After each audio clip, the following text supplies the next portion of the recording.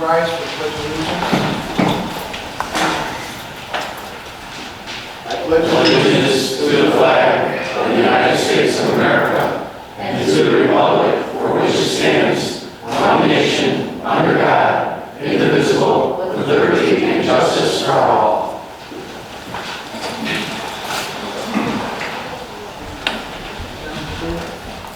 Please call the roll. Trustee Reinders. Present. Trustee Pazmino. Present. Trustee Cancelino. Present. Trustee Fialco. Present. Trustee Laha. Present. And Mayor Yurich. President.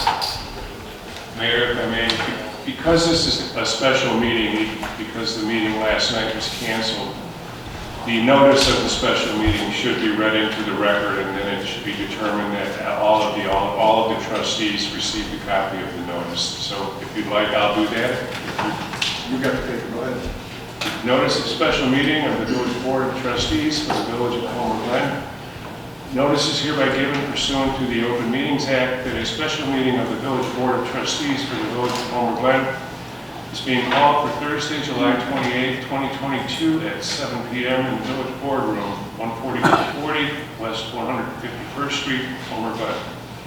The purpose of the special meeting is to conduct and act upon the business set forth in the agenda attached to this notice. The notice was dated July 21st, 2022, was signed by Ruben Pazmino, trustee, Jennifer Consolino, trustee, and Dan Fialco, trustee, and it was posted July 22nd, 2022. Very briefly, Trustee Consolino, you received a copy of the notice and agenda. Yes, I did. Trustee Lahat? I did not. You did not. Trustee Pazmino? Yes, I did. Trustee Reinders? Yes, I did. Trustee Fialco? Yes, sir. Mayor? Yeah, I got the day off. Oh, I'm sorry. I'd like to state I received an email. You received an email? Okay. Yeah. Let the record reflect that 4 of the trustees received the notice and the agenda, and 1 of the trustees received an email notifying her of the meeting. Okay. Next, we have a special speaker, Will County State's Attorney James W. Glasgow. He's going to speak to us on the House Bill 3653. I'm sorry, Mayor. I believe we missed approval of amendments to the agenda. Thank you. All right. Are there any amendments to the agenda? Yes, sir. I'd like to, on I-7, I would like to table that for this evening and bring it back to CED committee for review. I'll second that.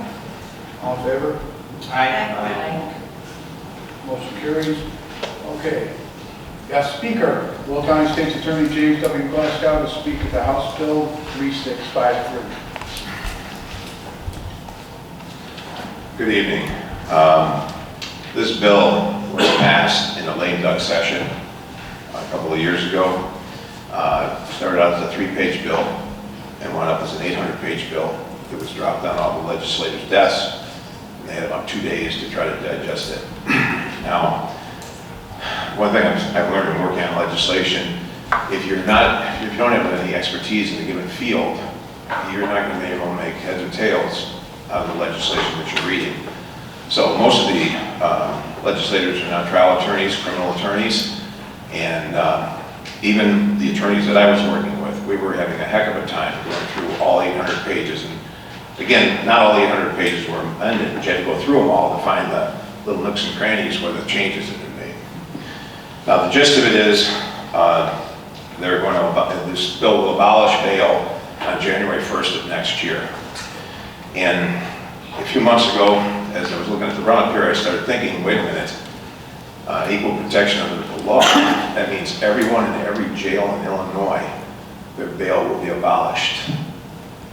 I've got over 600 prisoners in the Will County Jail, and I think 60 of them are charged with murder.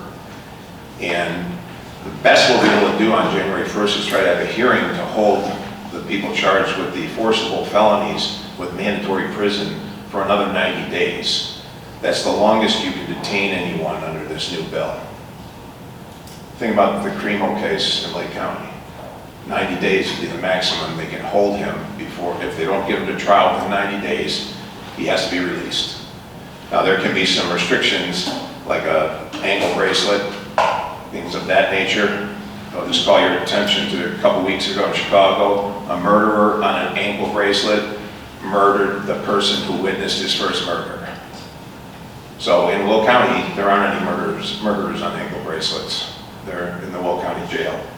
And that's, the Constitution of the State of Illinois says that all persons shall be bailable. So it's my position that in order to do this, there has to be a referendum to change the Constitution in order to abolish bail. The crime victims obviously are the beneficiary of bail because they have a right under the Constitution to be reasonably protected from the accused throughout the criminal justice process. They have a right to have the safety, their safety, and their family's safety considered in denying or fixing the amount of bail, determining whether to release the defendant, and setting conditions of release after arrest and conviction. And that's a pretty sacred principle in our law. You know, our forefathers did a lot to make sure that we put a lot of rights in the Constitution for the arrested person. And nobody ever thought that anyone would pass a law like this, which would disregard the law-abiding people. But it happened, and it's in the line to take effect on January 1st, as I said. And I'm working very diligently right now on trying to find ways to stop it. But one of the things is to get the public energized, because there's an election in November, and we can all demand that anyone running in November will pledge to repeal this bill. The city of Chicago is the most violent city in the country. Not per capita, but gross numbers. The city of New York has 3 times as many people as Chicago. Last year, Chicago had 800 murders. New York only had 450. Last year, there were 1,800 carjackings in Chicago. New York had 500. And they have 3 times the size of Chicago, if that doesn't give you a perspective on what we're dealing with here in Illinois. Now, in Will County, we've been very fortunate. When they've come, the gang members have come here, our law enforcement has been phenomenal. We've made the arrests, we've got the indictments, and they're awaiting trial. Once that happens, what happens? The word gets back. They stop coming. Mayor Lightfoot was just quoted recently. She broke ranks with her fellow elected officials up there and said, violent offenders need to remain in jail until their trial. She said, if you let them out, they terrorize the victims, and they become emboldened, and they commit even more crimes. Well, that's exactly what every normal person says. So I give Mayor Lightfoot credit for that. The legislation itself, it has a list of things, different crimes where you can seek detention. The main one being forcible felonies that have a mandatory prison sentence. But then the hook is, I have to prove that they're a threat to a specific identifiable person. Well, let's look at this as murder and attempt murder. In murder, you've murdered the person that would have the most fear of you. So I won't be able to meet my burden. On attempt murder, the person survived, so that would be my victim, and we can detain you. Now, every person who is detained is going to demand trial on day 1 and run that 90 days on me. I don't have the manpower and woman power in my office to meet that kind of demand where everybody that gets detained is demanding speedy trial in 90 days. And again, look at the Cremo case. Can you imagine the amount of time it's going to take to put that case together? All the forensics, all the witnesses, all the videos, all the electronics. It's going to be an enormous task. So, criminal history also is irrelevant. So, when I talk about the mandatory prison, you could have a guy that did 2 armed robbery stints in prison, and then comes out and does this 3rd crime, and then let's say it's a robbery. There's a list of forcible felonies that don't even qualify for detention. Burglary, robbery, arson, kidnapping, 2nd-degree murder, intimidation, aggravated battery, aggravated DUI, aggravated fleeing and eluding. Drug offenses. If I had enough fentanyl to kill everyone in the United States of America, under this new law, I couldn't detain that person for 1 day. If that's not the most absurd scenario you've ever heard, I can't give you any more. I just sent somebody to prison for 20 years for possessing fentanyl in Will County. When he was arrested, he went to Will County Jail, never left. he's going to prison for 20 years. That's the way it should be. But you let a cartel guy out, you don't lock him up, you think we'll ever see him again? Not a chance. And that brings me to the next major problem with this bill, with the 90 days. If the person is released after 90 days, I've never seen this. The judge is told he can't seek a warrant if the guy doesn't appear in court. We have to get what's called a rule to show cause. A rule to show cause, you can ask Eric, he does a lot of civil cases. It's just a piece of paper saying, please come to court. Well, I can tell you right now that your deputies that you pay to protect you here, they don't have the time to be running all over the place, serving rules to show cause on people. First of all, they're not going to answer the door, and the officer will have no ability to forcibly enter like he would on a warrant. So these things probably, for the most part, either they're not going to even get a temp service, or they're not going to get served, so we're going to have this buildup of offenders out there who are evading prosecution. And maybe the only time we get them is if we arrest them on a new charge. Now let's get the misdemeanors. This is just, you're not going to believe this. But the police can't arrest a trespasser anymore. You can't detain a trespasser. When the people who trespass get wind of this, what do you think they're going to do? They're going to come at us in a crowd mentality. And then one of the interesting criteria for the officer to even give the person a summons, it says upon review of a proper ID. Now, how many of these people, say if they're homeless, don't have an ID? It doesn't tell you what to do if they don't have an ID. So if a guy comes to your home and he's harassing your family and the officer comes and says, get out of here, you're breaking the law, it appears he could cuff him and drive him down the street, give him the summons, but then he's got to let him go. He can't take him to jail, and he can't take him in front of a judge. So there's no enforcement. I mean, where that will lead, I can't even begin to imagine. So common sense was not something that was really in play here. The rule of show cause, too, we have to serve them within they have to be served at least 48 hours before the court date. So an officer could be out there looking for a guy for a week and catch him on the 47th hour. Well, now he's got to go back and get another piece of paper, and he'll never find the guy again. That's obviously a technicality, but it should be applied in criminal cases.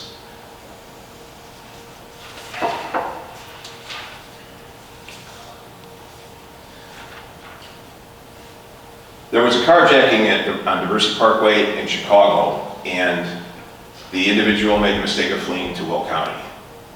And so we arrested him in Shorewood, and there's a principle under the law that your crime is not complete until you've made a full escape. So I approved charges on that case, and he's in the Will County Jail on $1 million bond. Had he been arrested in Chicago, he'd be out right now carjacking as we speak. Now, I see smiles. It's sad that if you want to know what the state of Illinois is going to look like if this law goes into effect, look at the city of Chicago. And I've been doing this since 1982. I was sworn in as an assistant state's attorney. I'm in my 7th term as state's attorney, and I'm really proud of what we've been able to accomplish here. We have a great balance between aggressive prosecution of violent offenders and then extending that hand to the person who needs some help, mental health, drug addiction. We have Redeploy Illinois. Has everybody heard of Redeploy Illinois? It's a great program. We offer young offenders, property offenders who have been to prison before and are on their way back. We offer them job training and a job with a local business. And if they succeed, we all succeed. We're not paying 30 grand for them to sit in a jail cell. They're earning a wage, they're paying taxes, they're renting a place to live, they're buying goods in the community, and hopefully on their way to a better life. And I've talked to some of these young people. Many of them got arrested out of high school, never had a chance. It was a downward spiral right from the beginning.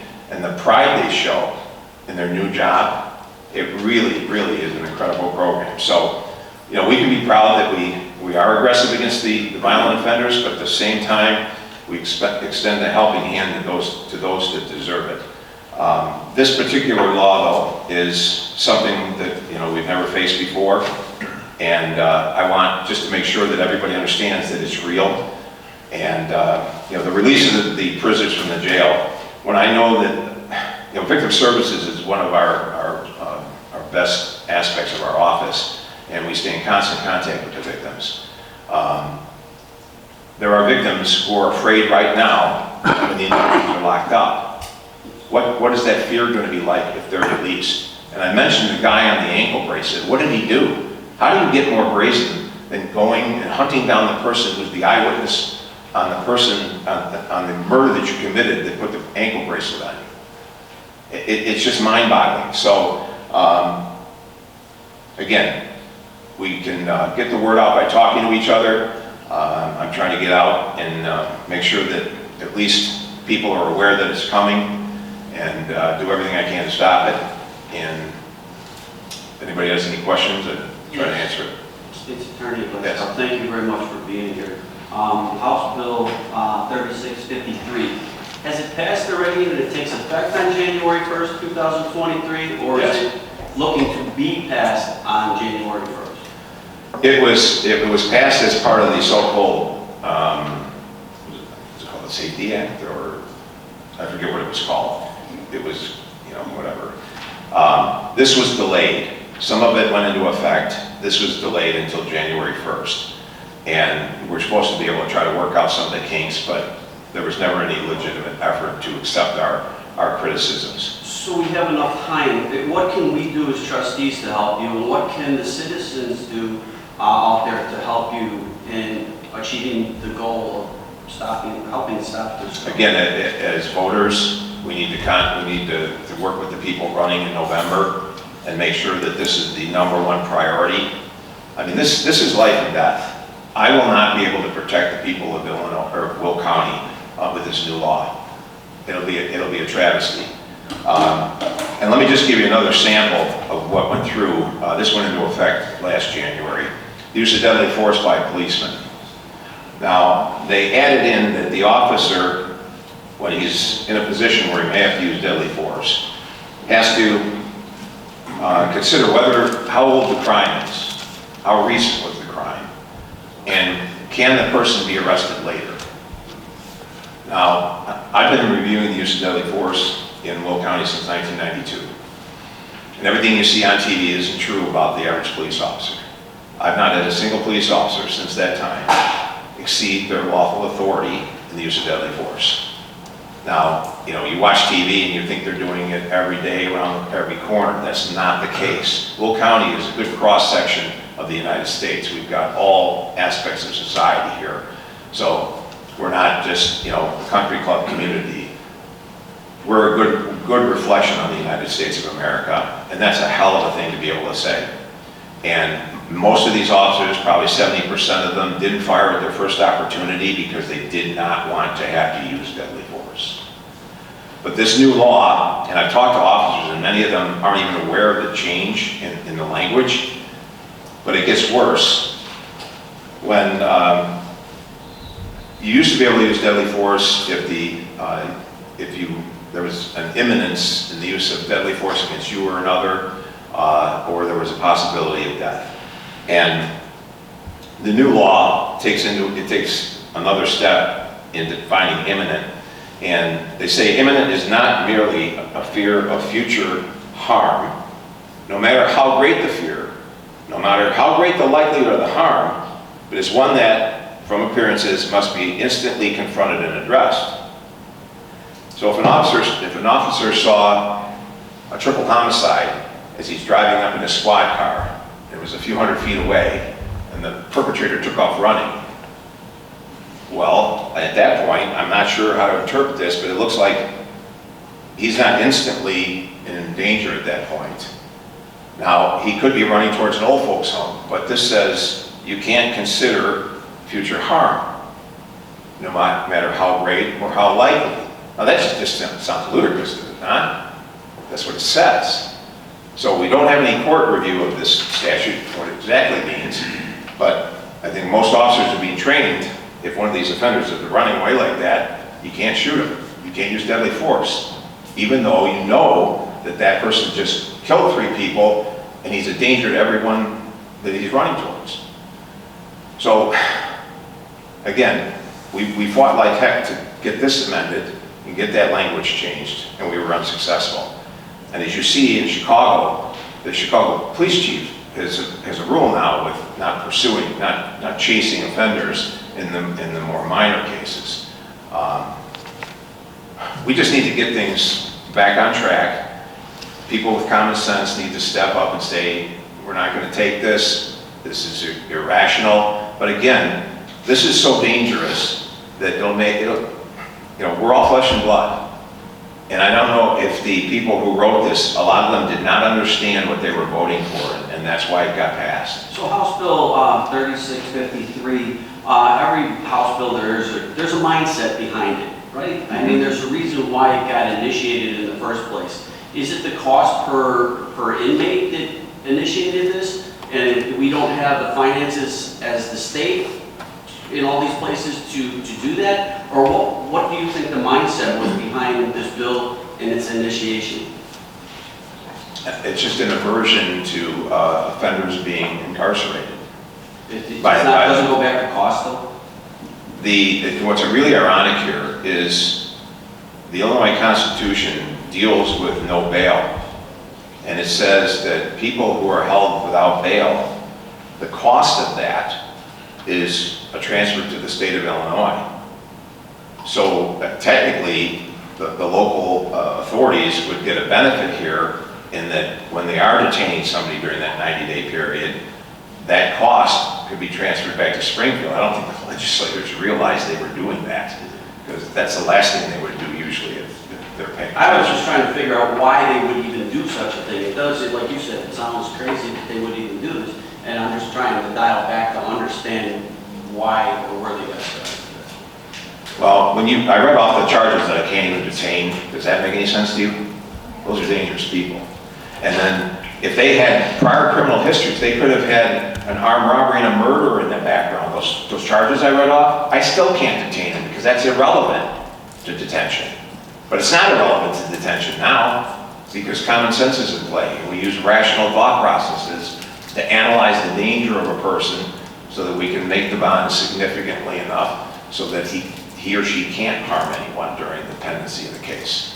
And let me just finish up here, because this isn't a political issue. This isn't, I'm a Democrat, I'm working with Bob Berlin, who's a Republican, and we're both fighting like hell against this bill. But let me just quote Mayor Lightfoot, and I think this is important to show that it's not Republican or Democrat. We're all citizens of the state of Illinois.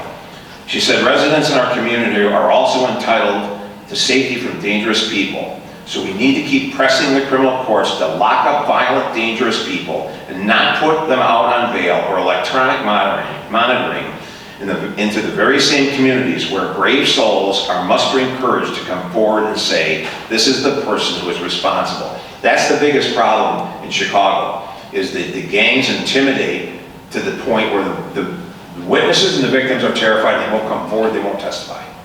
And there's just an article in the paper now, something about the arrest rate is down to 12% in Chicago, and that's why.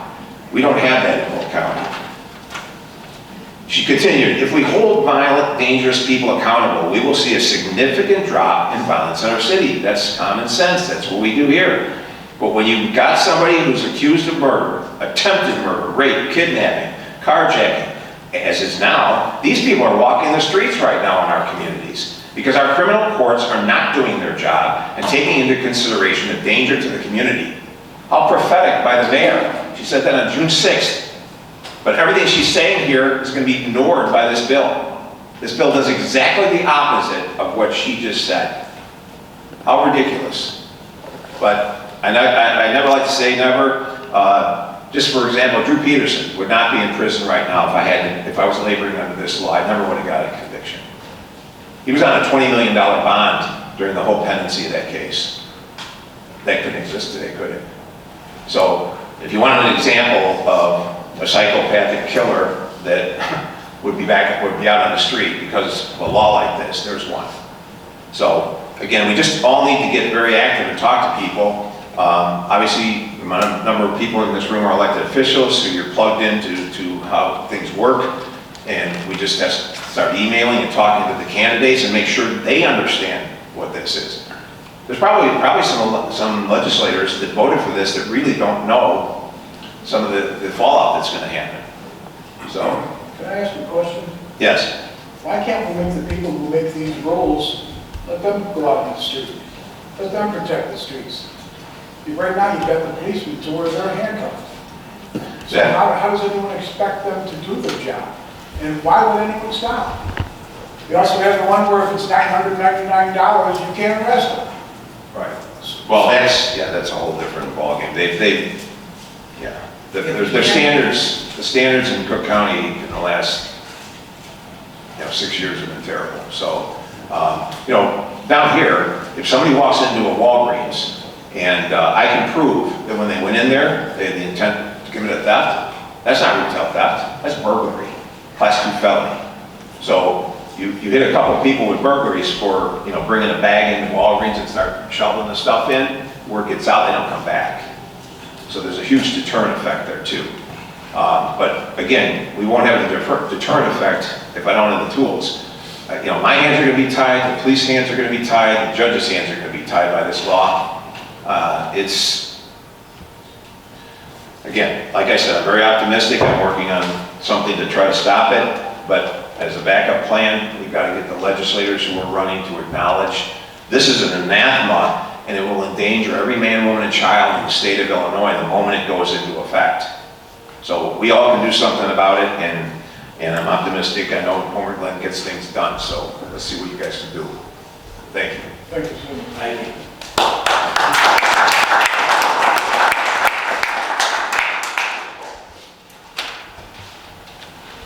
Next will be public comment.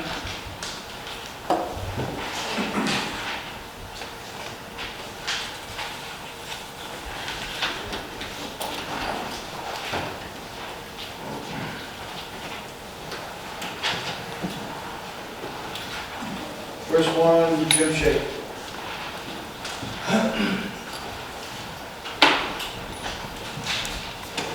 Hello, thank you for having me. This isn't really fun for me. I'm not a good public speaker like the James Glasgow over there. Just a regular guy. Sometimes I get nervous because do you ever feel like everybody in the room is staring at you?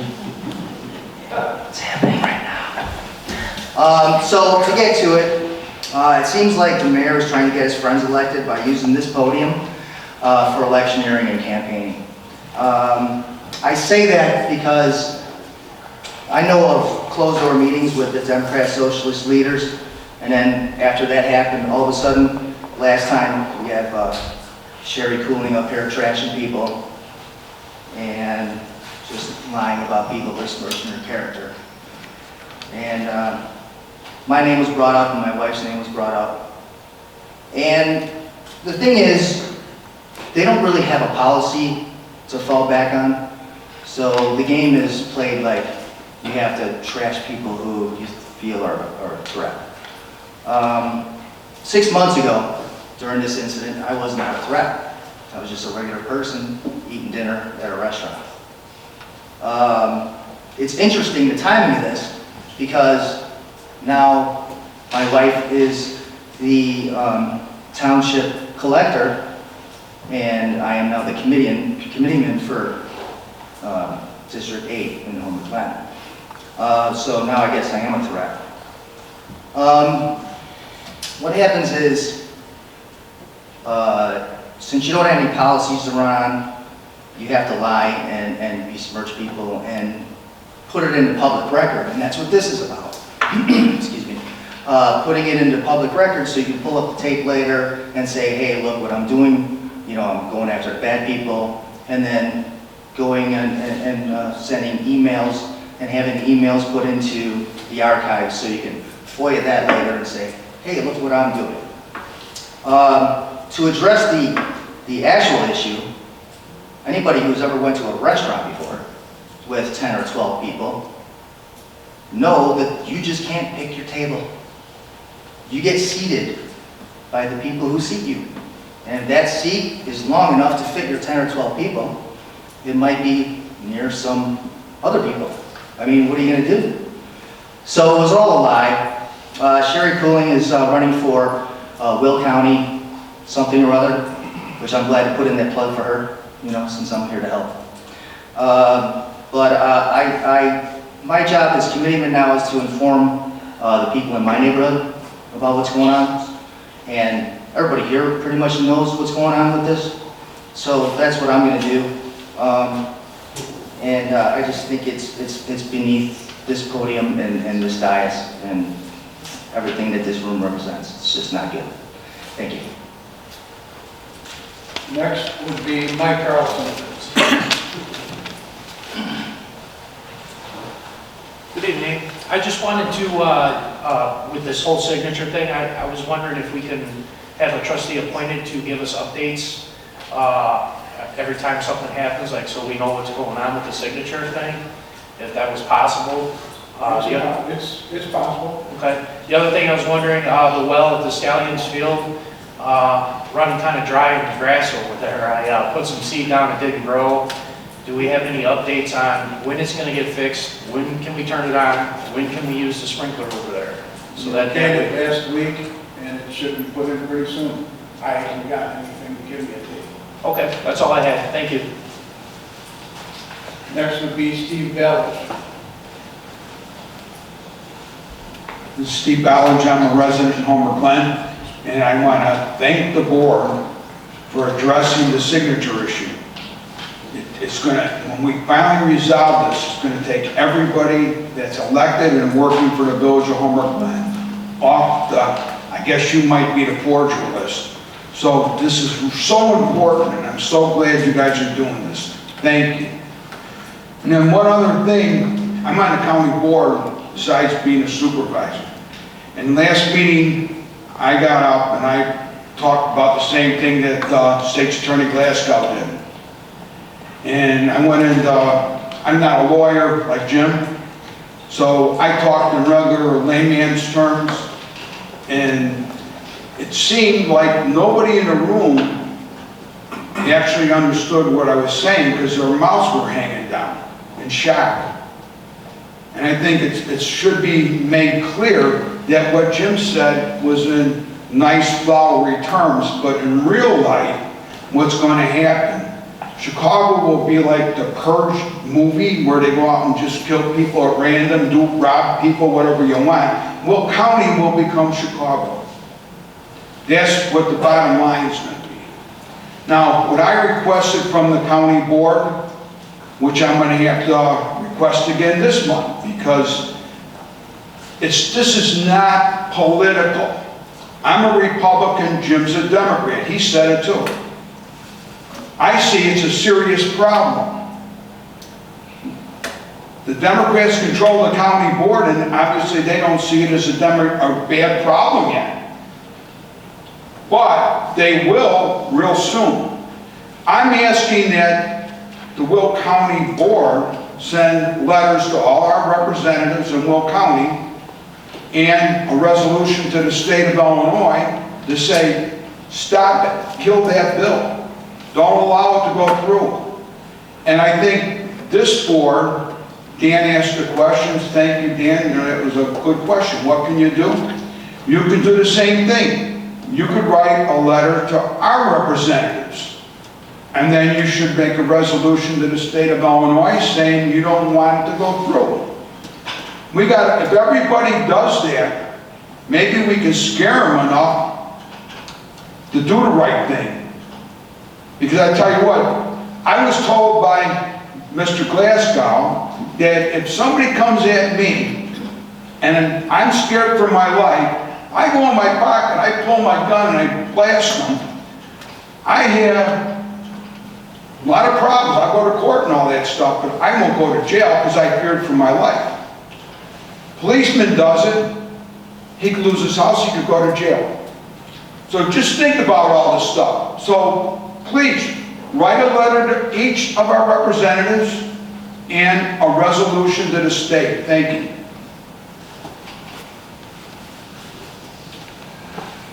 Next would be reports and communications from the mayor and other officers.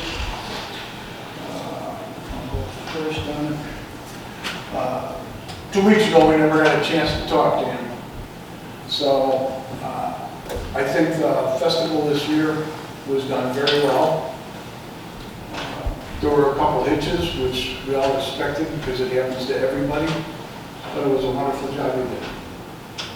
Thank you. Well,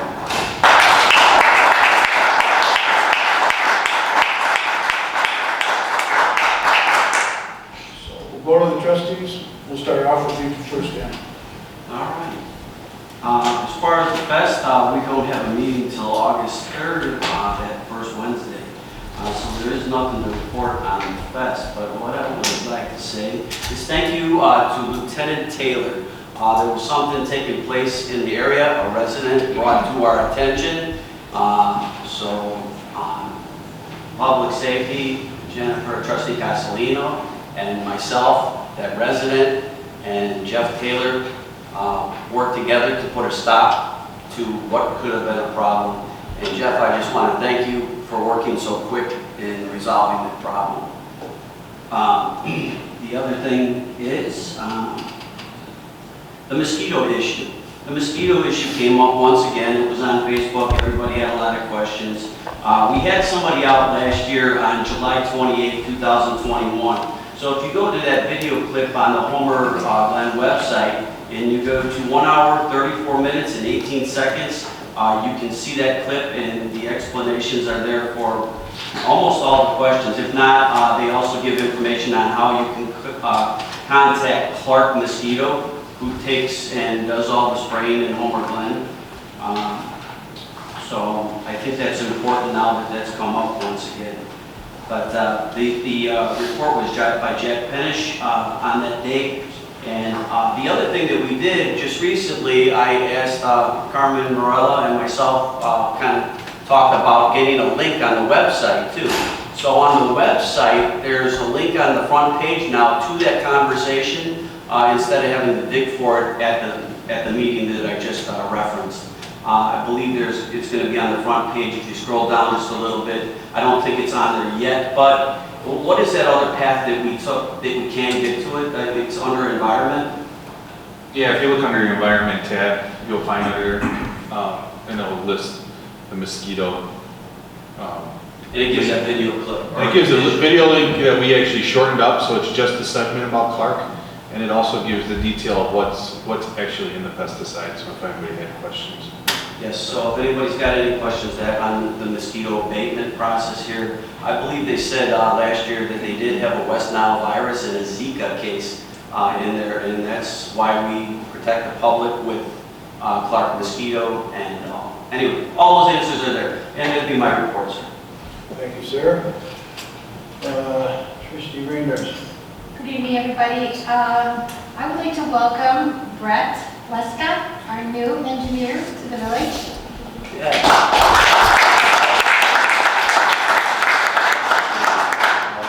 On Tuesday, I had the pleasure of working with Brett. We actually went out and staked the area where the Veterans Memorial is going to be located. He actually did the work. I only helped the tip of the measuring tape for a few things.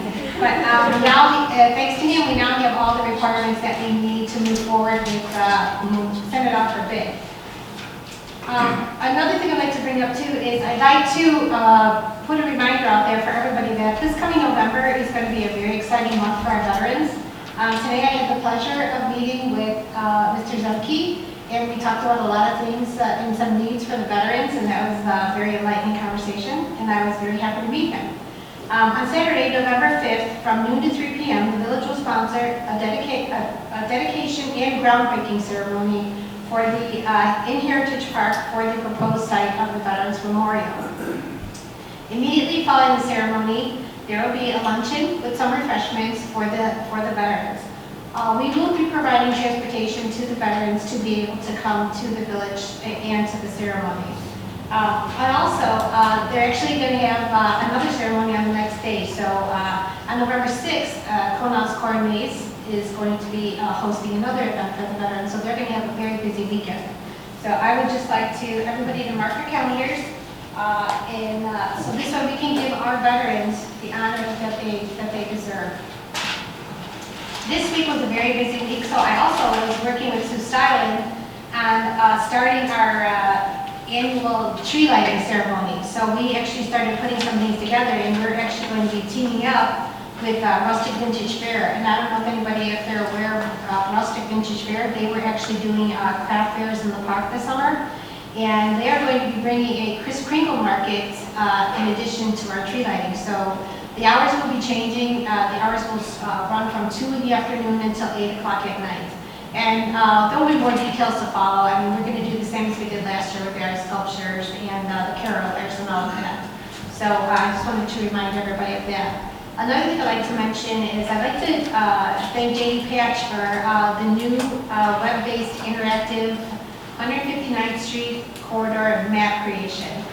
This map will now give us access to all available land development sites in Homer Glen. It will provide property details, zoning, and contact information. Viewers can change the maps from level and select different base maps from, there'll be a gallery actually on the side of the map. I was actually privy to be able to view this, and it's very user-friendly. She will be sending this link out to different area brokers. So thanks, Jamie. I know this is going to be a great asset for the village. Thank you. That's my report here. The link is what it is.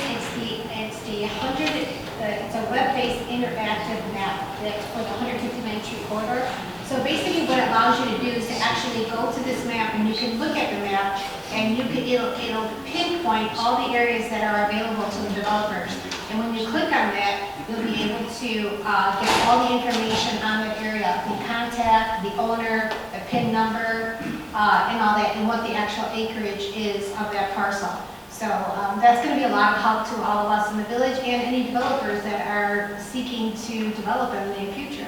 Well, just so Jamie Patch had worked on something a couple months earlier, putting the GIS mapping on the front page of the on the front page of the Homer Glen webpage.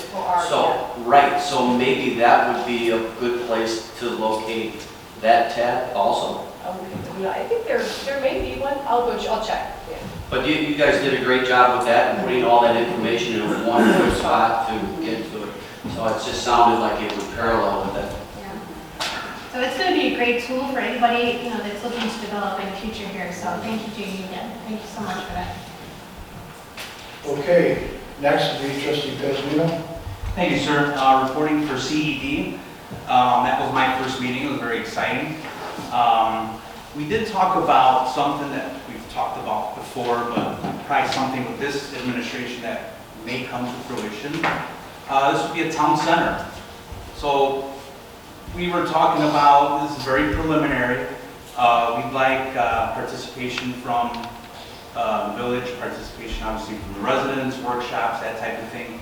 Something central in which you could park your vehicle, go to different restaurants, stores, boutiques. We didn't even get that far. This is just a mental thing, but I think this is something that our town needs.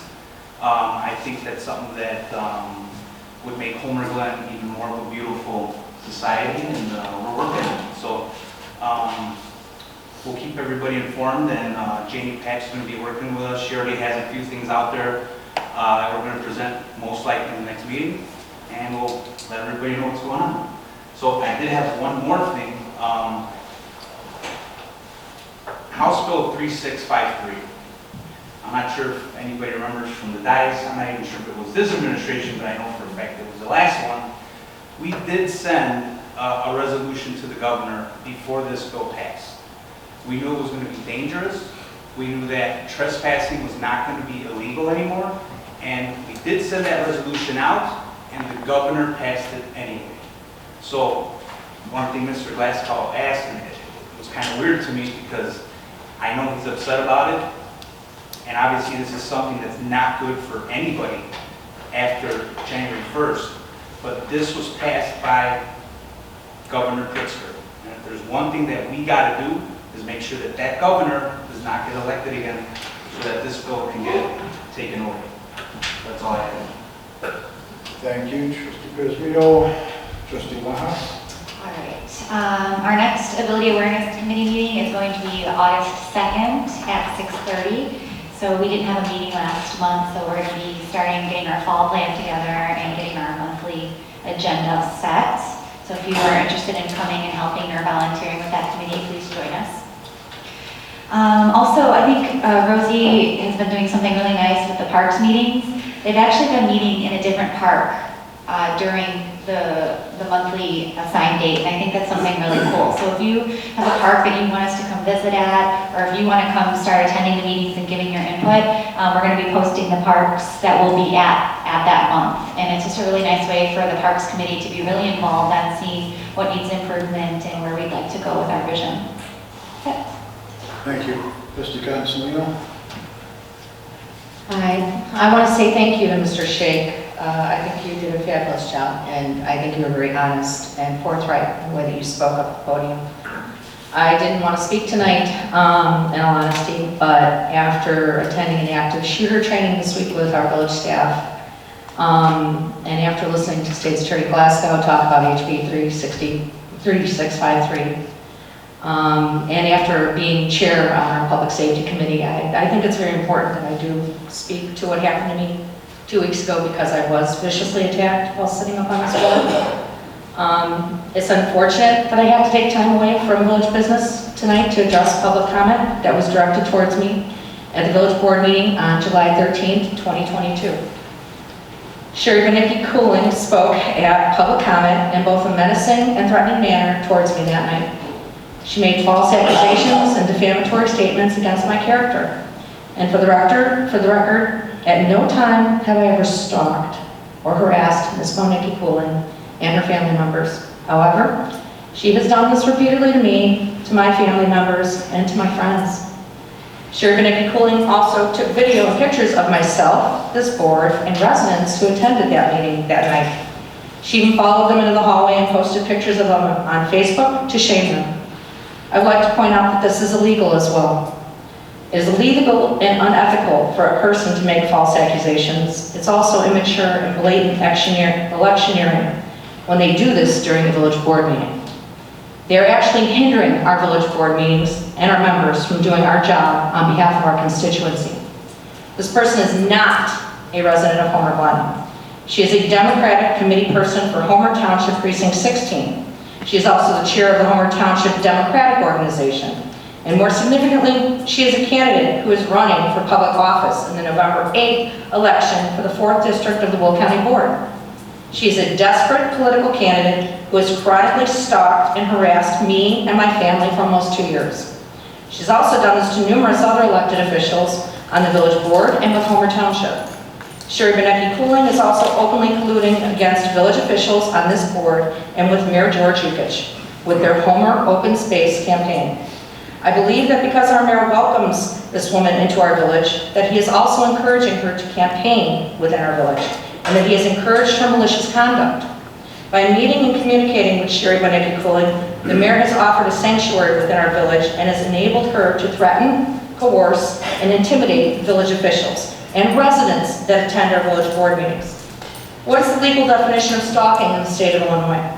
Stalking refers to a pattern of behavior directed towards an individual by another that results in the person to whom the behavior is directed, fearing for themselves and for others. The behaviors can involve overtly criminal behavior or seemingly non-criminal behavior. Illinois state statute, which is 725-12, 7.3, is the Illinois state statute that relates to stalking.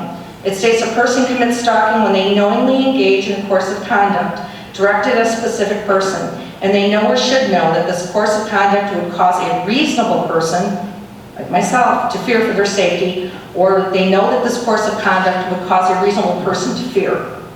The safety of a third person, or suffer emotional distress, or person commits stalking without lawful justification on at least 2 separate occasions, follows another person or places the person under surveillance, or any combination thereof, and at any time transmits a threat of immediate or future bodily harm, sexual assault, confinement, or restraint, and the threat is directed towards that person or a family member of that person, or places that person in reasonable apprehension of immediate or future bodily harm, sexual assault, confinement, or restraint to or of that person or a family member of that person.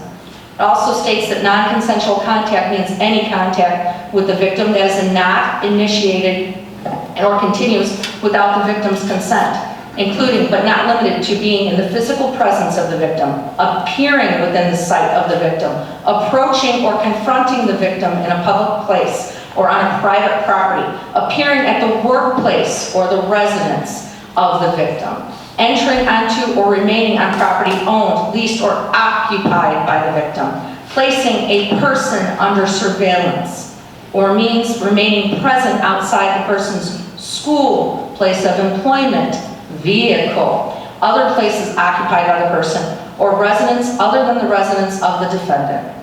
I would also like to address Sherry Bonicki Cooling and her associates, Ellen Moriarty and Judy Von Lunkhuizen, with the following clause from the statute.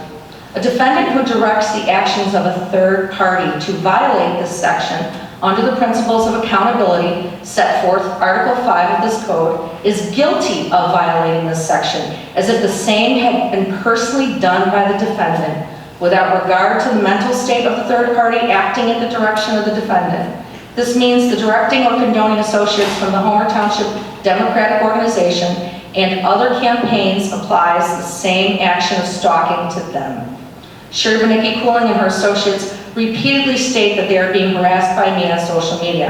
After filing a police report and a stalking no contact order the past few weeks, I found it very interesting that the law applying to stalking does not apply to a person's exercise of the right to free speech or assembly. That in fact, it is otherwise lawful. Let me repeat that. Illinois stalking statute does not apply to a person exercising their right to free speech or assembly that is otherwise lawful. Illinois state statute is very long, and I apologize for that, but it's very clear on what it protects and what it does not. If Sherry Bonicki Cooling does not want criticism via social media or from her personal comments and actions, then she should not be running for office. Running for office is for mature adults who unfortunately can and will get attacked via freedom of speech for their beliefs, comments, and actions. For example, I get bullied publicly all the time by the mayor at these board meetings. Everybody's witnessed this. Even after I publicly gave a speech to my daughter for acknowledgement of military appreciation children a few months ago, my daughter had to be victimized along with me as she sat in that audience. This is the other side of politics when dealing with bad politicians. I would like to think that anyone with any scruples who is running for office would not listen to any advice given by our mayor.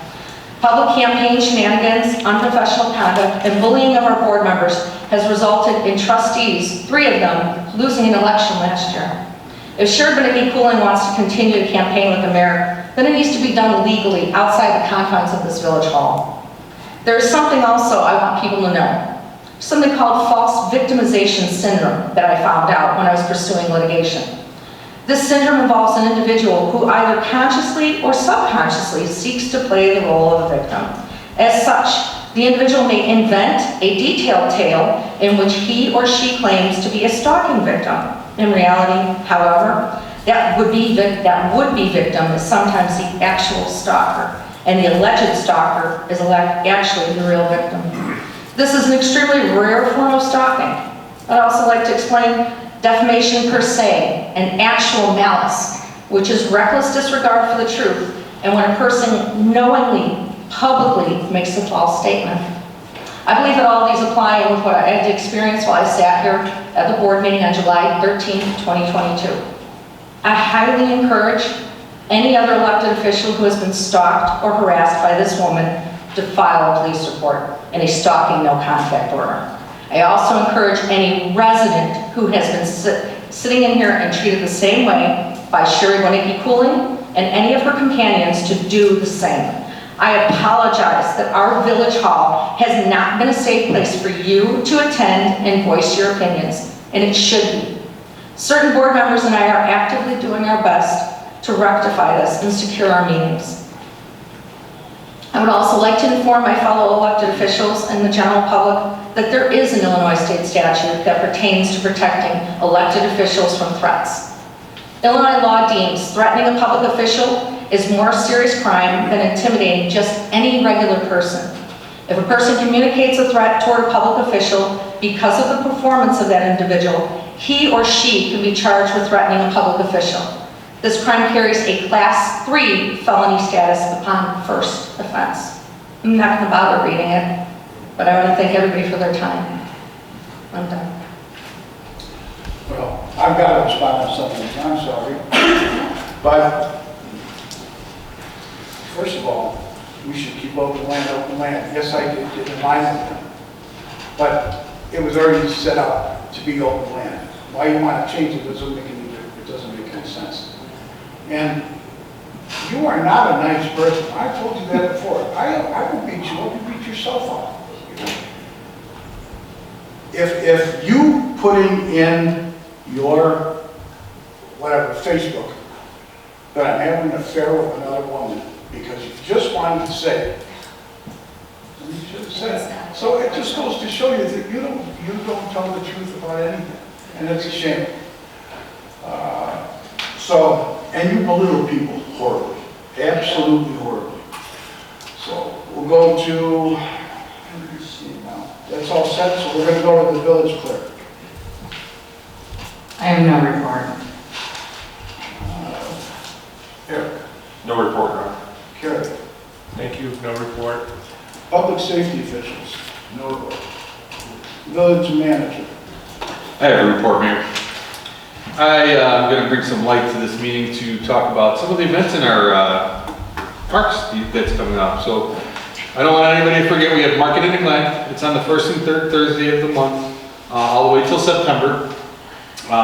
Unfortunately, with some of the weather, sometimes we don't get the best turnout because wind has a factor in rain.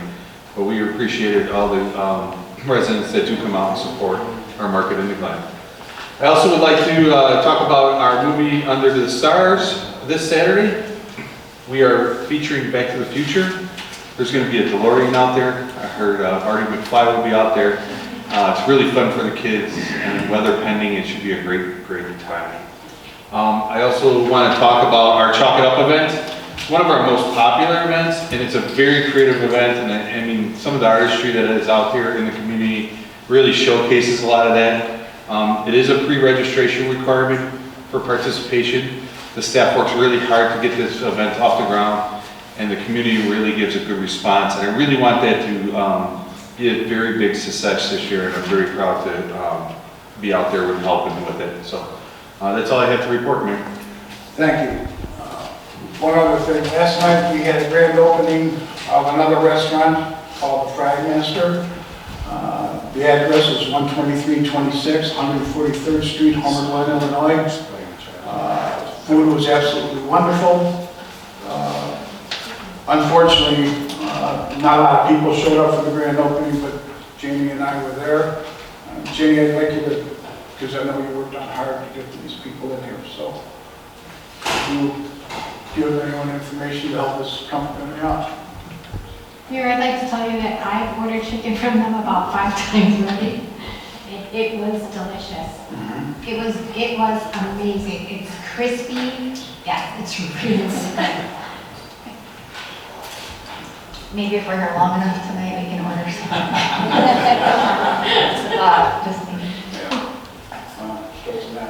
All right, so what they've done so far for Omar and Erica, what they did cook came out. Prices were very well. They had one absolutely gorgeous baby, 4 weeks old in there. But I would just add, Mayor, that the business owners, in particular the small businesses, but even the corporate owners, when they're opening a business in our community, they so appreciate the ribbon cutting and the fact that we put something together for them. And I've always looked at it as a marketing opportunity. I'd like to help get them off the ground because we come back and we post it on our village social media. And it does give them a boost, and lots of times they want to have a soft opening and wait until all the kinks are out before they actually schedule the ribbon cutting. So they may have been open for a little bit of time, but they do that by design because they want to be ready so that when finally there is a ribbon cutting and it goes out, that when people do come, they are able to give the service and the quality that they want to do. But they just so appreciate when there's a ribbon cutting. So anytime any of our trustees are available to join us for the ribbon cuttings, it would just make that welcome so much better. Okay, thank you very much. Next would be consent agenda. Consider for approval the amounts payable for the period of July 15, 2022 through July 29, 2022 in the amount of $473,098.40. Number 2, consider the approval of treasurer's report and cash and investments for the period ending May 31st, 2022. So moved. Second. All in favor? Aye. Can you please do roll, please? Sorry. Trustee Laha? Aye. Trustee Reinders? Aye. Trustee Castellino? Aye. Trustee Fielko? Aye. And Trustee Kazmino? Aye. Motion carries. Next would be legislation and action items. Consider for approval the proclamation recognizing the Private Michael C. Oliveri American Legion Post 2011 as the official post of the Village of Homer Glen. So moved. I'll second. That's yours. Is there any discussion? Madam Clerk, please call the roll. Mayor, if I may, may I please read the proclamation? Yes. With due respect to the board, I think that this is a unified decision, and I think this is very important that this board stands in unity for this proclamation. So I ask that each board member please read a line of this proclamation, and I will start as, whereas the American Legion was chartered and incorporated by Congress in 1919 as a patriotic veterans organization devoted to mutual helpfulness and Whereas the American Legion is the nation's largest wartime veteran service organization, and Whereas the American Legion is committed to mentoring youth and sponsorship of wholesome programs in our communities, and Whereas the American Legion advocates patriotism and honor, promoting strong national security, and Whereas the American Legion advocates patriotism and honor with continued devotion to fellow service members and veterans, and Whereas local American Legion programs and activities strengthen the nation one community at a time. And Whereas a group of Marion Village veterans were inspired to find a place for their local fellow veterans to come together. And whereas Marion Village and the Village of Homer Glen community have welcomed the American Legion Post to our community. And now therefore be it proclaimed by the mayor and the village board of trustees that the PFC Michael C. Oliveri American Legion Post 2011 be recognized as the Village of Homer Glen's official post.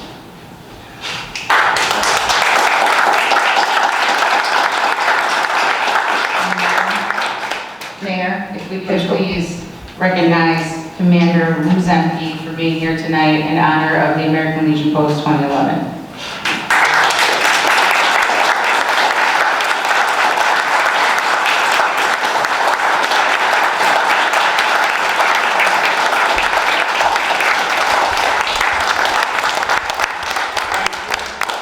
Village Board, members of Homer Glen, thank you for recognizing the veterans.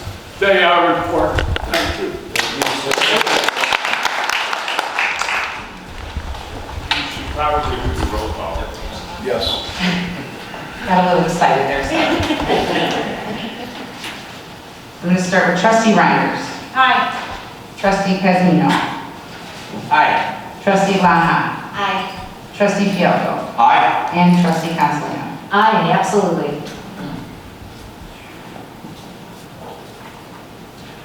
Okay. Next would be consider for approval a motion to assign a Class C liquor license, temporary license for Mother of Good Counsel hosting an event on 16043 South Bell Road, Homer, Glen, for the Parish Fundraiser Picnic held on Sunday, August 28th, 2022, from 12 p.m. to 9 p.m. I'll make that motion since it's on my birthday. Second. Was there a second? I'm sorry. Trustee Rogers. Trustee Rogers.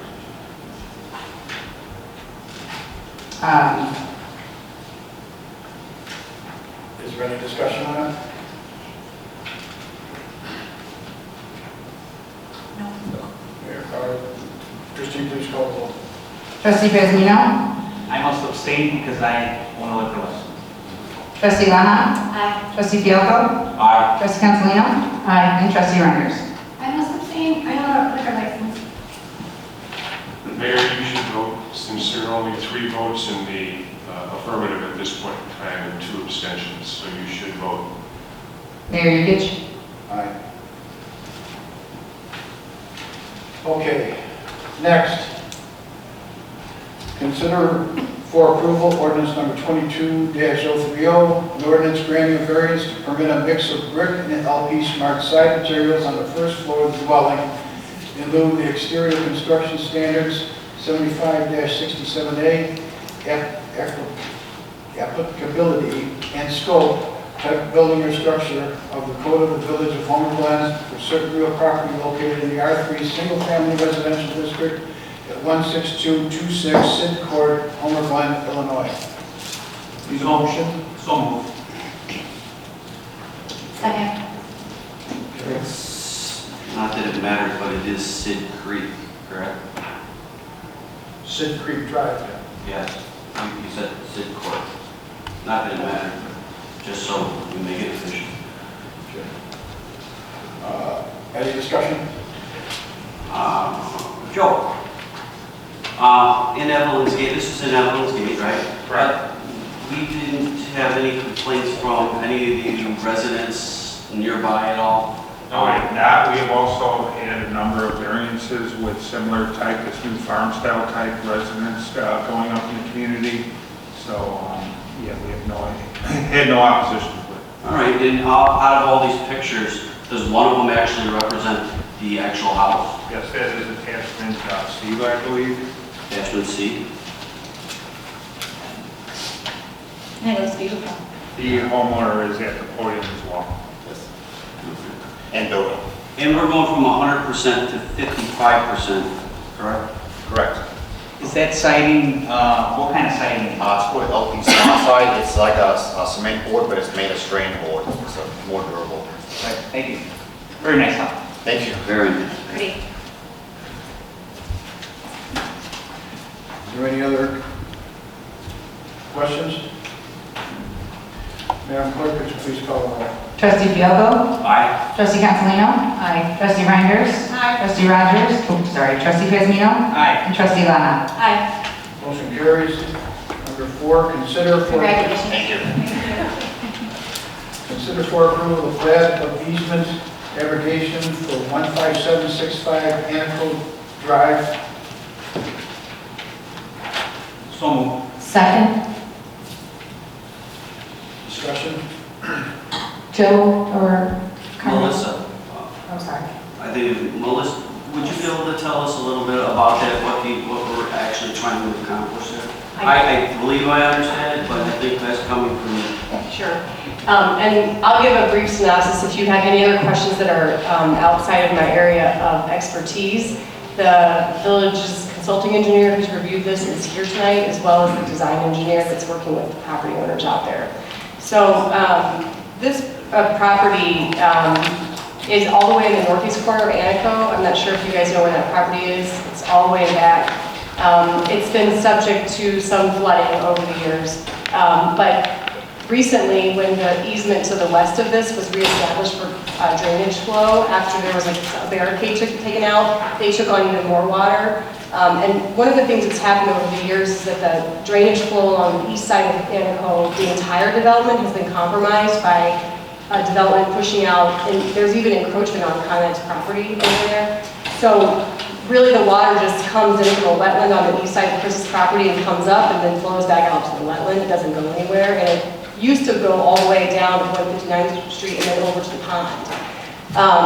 So that's the east side. The north side of the property where the 35-foot section is going to be abrogated. There used to be and there still is, a large berm. And Dan and Trustee Pazino, you guys are familiar with that from doing the YouTuber's special use permit, where the high berm is, and then there's a swale behind it that conveys water to the west and to the east. So this drainage easement actually was over not only the swale, but also that berm. And the berm on this property and the property next door it was removed decades ago. So it's not actually functioning to serve anything. So we took this property owner through in order to grant some variances for impervious area as well as setbacks. It was last year sometime.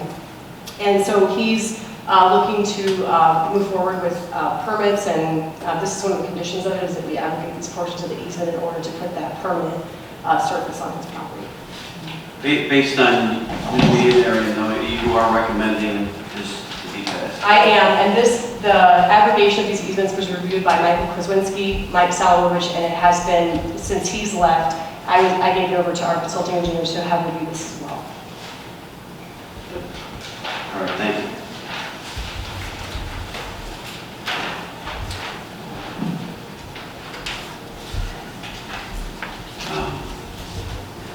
Just as long as we got a pause here, the public utility easement is used as part of drainage, correct? It's all combined into one normally, where a utility easement is part of the drainage easement also?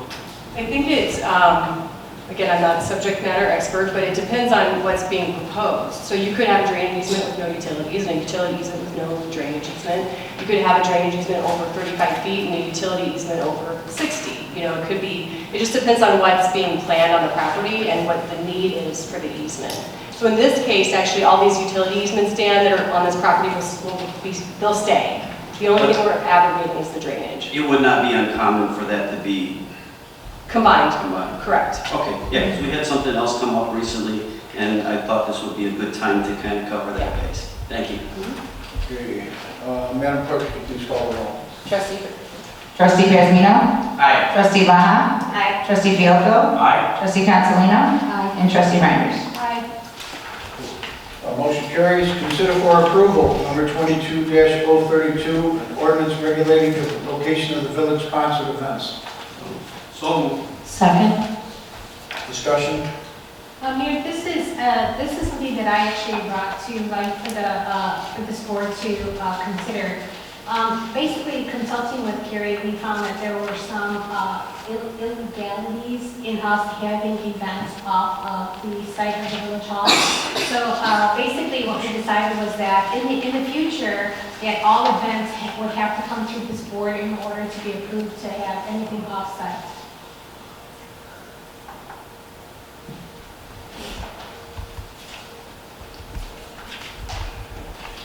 Is there any other discussion? Just a quick question, as long as we're talking about that, for things that are done off-site, it would be, I don't know if this is really the right time or not, maybe you could tell me. But let's say it's off-site and somebody from the village is staff, and they're going under the pretense of the village.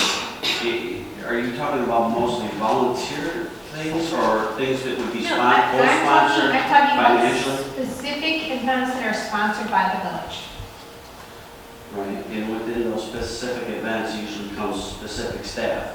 Right. So that staff at that time, are we looking at this like a volunteer thing? Like we've got the expo coming up, the senior expo, which is the township working on that. But then we want to combine, the village wants to work with them. Right, and the library is also part of that. In under that type of circumstance, this is kind of like what we're talking about? Right. So you're saying with this ordinance, we would have to then bring it to the village? Yes, you'd have to bring it to the village board if you in fact were going to be using the employees for the sponsored event. Yes, you would have to. But if employees aren't used, then You it still have to doesn't... bring it to the village board because the board has to approve any village-sponsored event that is not going to be held on village property. But it doesn't handcuff us to say we'll give the we can let that one go. It just brings it to the board. Right. So if let's say the senior expo comes before us and they want to have it at Homer Junior High, Right. they can come to us, we can give the approval to then let the village go and Right. be supportive to that effort. Right. And we're okay with it. So this Yes. doesn't handcuff anybody. No, no, not at all. It just gives us the flexibility. Right. Okay, thank you. The way I would see it also is, it limits our liability to have it off village grounds. So, just less for us to worry about. Is there any other consideration or questions? Madam Clerk, please call the roll. Trustee Consolino? Aye. Trustee Reinders? Aye. Trustee Pazino? Aye. Trustee Lana? Aye. Trustee Fielder? Aye. Motion carries. Next, consider a motion to authorize the mayor or village manager to execute a retainer agreement for expert service with KDX Forensic Consulting, LLC, and to approve payment to the retainer of $3,200 for a forensic document examination with respect to the mayor's claim the signature was forged on a liquor license application for Homerfest. So moved. Second? Discussion? You know what, I think this is, I think we really need to move forward with this and put this issue to rest.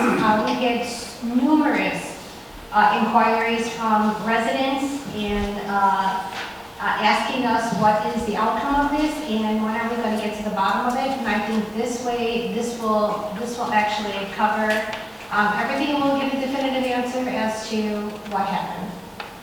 And if there is basically anywhere where we have to look to make sure that nobody was signing their signature. Also, this could be, it was my understanding that this could be resolved within several weeks. Is that correct?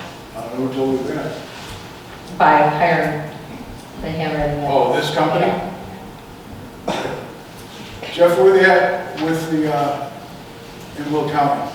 Same as 2 weeks ago, still ongoing. Okay. The document examiner advised me that he can complete all of his work generally within a 2-week period of time, provided he is given 15 to 20 documents with the signature in question, originals, and we need to obtain from the Illinois Liquor Control Commission, I believe that's who the application was filed with, the original of the actual document. And as soon as the agreement is signed, he will prepare a letter to give to me assuring the Liquor Control Commission that all he is going to do is utilize the document for his forensic analysis, and that it will be returned immediately when he has completed his forensic analysis, with the hopes that the Liquor Control Commission will cooperate and produce the document. If the document cannot be produced, he can still do an analysis, but as he explained to me, a copy is never the same as the original document when you're trying to do a forensic document analysis. So I'm hopeful that we can get the comparative signatures, enough of those documents. That should be relatively easy because most of those documents can be obtained right here. And then we can get the contract signed and the retainer paid, or a check for the retainer issued as quickly as possible so that we can get a response to this board and to the mayor in a very timely manner. And so What I would like to do though, in addition to that, since this is costing $3,200 approximately, and it does say retainer before that, so sometimes that means it might cost more. I just want to make sure that we can, as a board, pass whatever their results are on to the investigating team of Will County, and that they can take that into consideration in their investigation. it will become a public document if he will prepare a written report, okay? Or I know, but I would like this board to make sure that we make sure that it gets that way into to be included as part of their investigation. Is that even? Whether they accept it or not, that would be up to them. That's up to you as a board to say that's what we want to do, but the matter before you this evening is to approve the agreement, and then if you want to make that type of motion, you certainly are free to do so. Can I amend it at this point to include that, or is that a different Why don't time? you approve the agreement this evening? Okay. What? I have And a then, question. because you're not going to get a report. The two-week time period is a very aggressive time period, provided all of this can be put together. You're saying to separate it. I Yes. understand. Yeah, it's a good idea. Yes, it's a good idea, so it's on record. Absolutely. So we have this analysis, and they have this is their professional opinion of whether or not they think they can match the signature, or what are they exactly trying to find out? And is that even something we can use when it comes to an official investigation? He's going to analyze the document Right. and render an opinion as to what he believes, whether he believes the signature has been forged or not. Right, and then He can do so. can we use that in the official investigation though? Is I'm that- sorry, what? Is that something they can actually use in the investigation, or is that considered a matter of opinion? I don't know what the sheriff's office protocol would be. Okay, that's not something that I'm privy to. Right. Whether they could use it or not, I have no idea, trustee Lahana. But it's certainly something that you as a board can say, okay, this is what we have, this is what this individual forensic examination has determined, and produce it to them. That's certainly your prerogative as a board. Sure. Sheriff Taylor, do you mind if I ask a quick question? Sure. Thank you.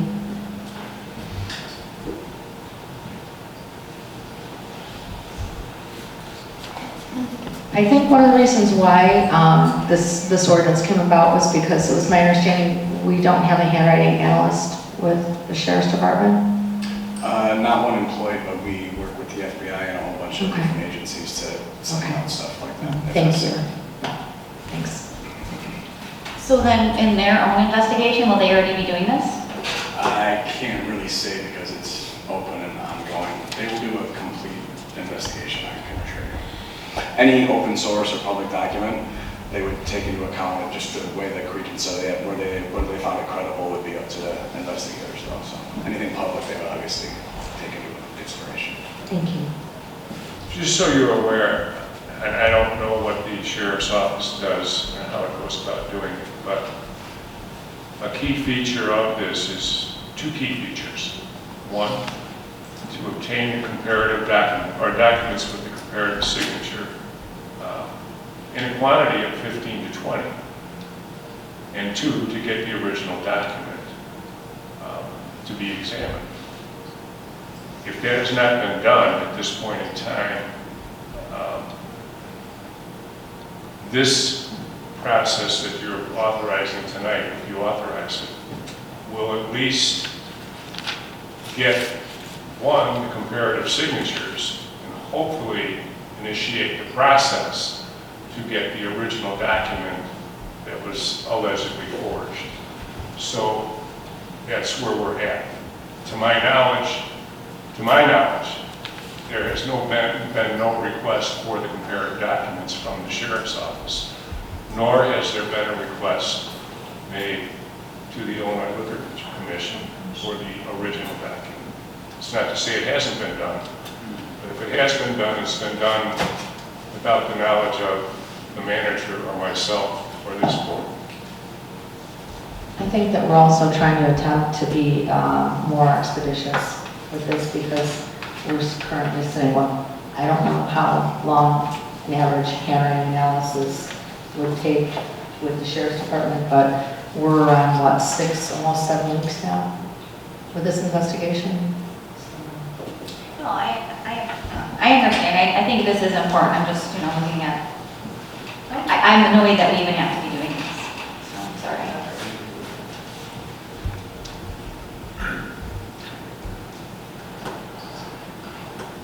Madam Clerk, you want to call the roll? Trustee Bezmino? Aye. Trustee Lana? Aye. Trustee Fielko? Aye. Trustee Cancelino? Aye. And Trustee Reinders? Aye. And the mayor. Mayor Yurich. Okay. Yeah, number 7 is the table. So we're going to go to the workshop. It's going to be a subdivision concept review, ILM, home development at 4500 West 159th Street.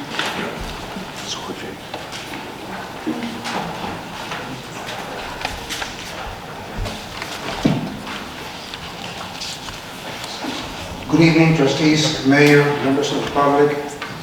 My name is Moises Kulterman. My address is 605 North Michigan Avenue, 4th floor, Chicago 60611. I think that you all remember that I've been here twice making proposals, showing you some proposals for the development of these 50 acres located at 14,500 West 159th Street. In the last approximately 8 to 10 months, we have discussed the first 2 proposals.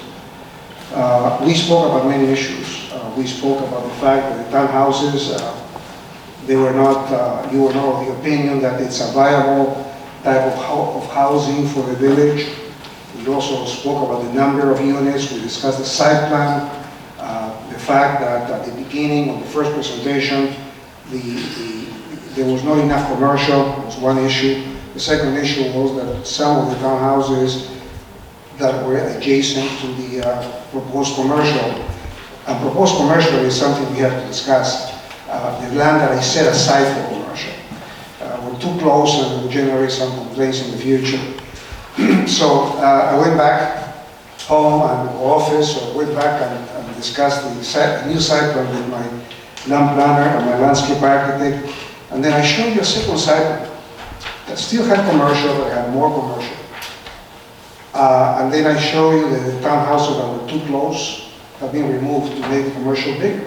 And then I created a 45 to 50 foot swath of land going from east to west as a landscape buffer between the proposed, the land set aside for commercial and the residential. At that point, you asked me questions about what would happen with the commercial. And I said to you, well, I don't know. Because common wisdom, and I am not a retail or commercial developer, but I spoke with many people. And here we have also the real estate broker for the owner of the property who knows very, very much about commercial and retail properties. I always thought that the retail was not really a viable, this site was not really a viable site for retail, because it's not on what retailers or commercial developers call main and main. It's in the middle of the block, it has no corner with anyone, and you kept asking the question, what will I do with it? And my only answer was, fence it and wait a year, 10 years, or 20 years.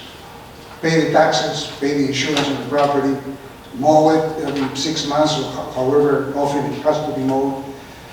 And then, at that time, I decided that definitely the townhouses, even though I presented a site plan with a lower density, the townhouses were going to go. Went back to my office, site planner, the owner of the property, my landscape architect, and then we talked about single-family homes. So I kept having discussions with the village, and I decided that I was going to do I was going to propose single-family homes, but I also thought that I would no longer set aside the about 8 or 9 acres I had set aside at the beginning for a retail or commercial development, because nobody knew when it was going to be developed. And if you develop a very nice residential development, and in the front of it there is a land that will remain vacant for years or decades, I don't think that is something that is good for the community in general and for the residential development behind in particular. So I prepared a new site plan, and you can see it. You have received it in a package that consists of 114 single-family detached home lots. The minimum size will be 8,750 square feet, meaning 70 feet in frontage by 125 feet in depth. The average lot size is 10,185 square feet. The public streets that you see there are going to have a 60-foot right-of-way and a 28-foot pavement width from back of curb to back of curb.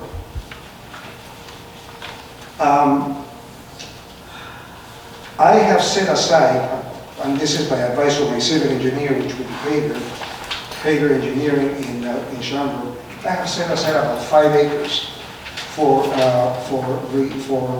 detention on the northeast quadrant of the property, and about 1.8 acres at the southeast quadrant of the property. I have also set aside on the east boundary of the property a park that will be dedicated to the park department. It's about 3 acres. And so all along the east side of the property, I have created a buffer. I have placed homes mostly on the, it's hard to decide how many homes were on the commercial, but I am proposing a berm between the most southerly lots, the most southerly homes, to give them protection and privacy from the traffic on 159th Street. That berm will be about 6 feet in height, about 22 feet at the base, at the top, and about 50 to 60 feet at the base. You can see that I left a couple of places with more park, had to be left that way because of the pipeline easement, and we are proposing there a small dog park. We don't know yet what can we do with the small green area to the south of lot 44, maybe it will be a dog lot. All those park areas will be private, but the 3-acre park at the eastern boundary of the property, as I said before, will be dedicated to the park district. I'm here tonight to seek comments from you because I want to get a consensus from the village board and from the public if this is viable. If this is something that you would welcome, and you would support, and you solve, then I will start the process of generating all the documents that you need and I need to create to formally apply for this development. Strictly single-family homes, detached. I have also included in the package some elevations. All the time that I was dealing with staff, I was asked for elevations, and I didn't want to bring you something that I can pull out of a drawer, one project or another project. I insisted at that time that I wanted to create something exclusively for this development, and I have done so. And you have 3 elevations in front of you. These elevations, they don't mean that this is exactly what I would do. It depends on the market, it depends on the comments I will get from staff, but it gives you a flavor of what we can do with the architects that I will retain, that is BSB designing there in Arlington Heights now, I believe. So I'm seeking comments. I'm ready to answer questions. Thank you, sir, for coming out. Appreciate it.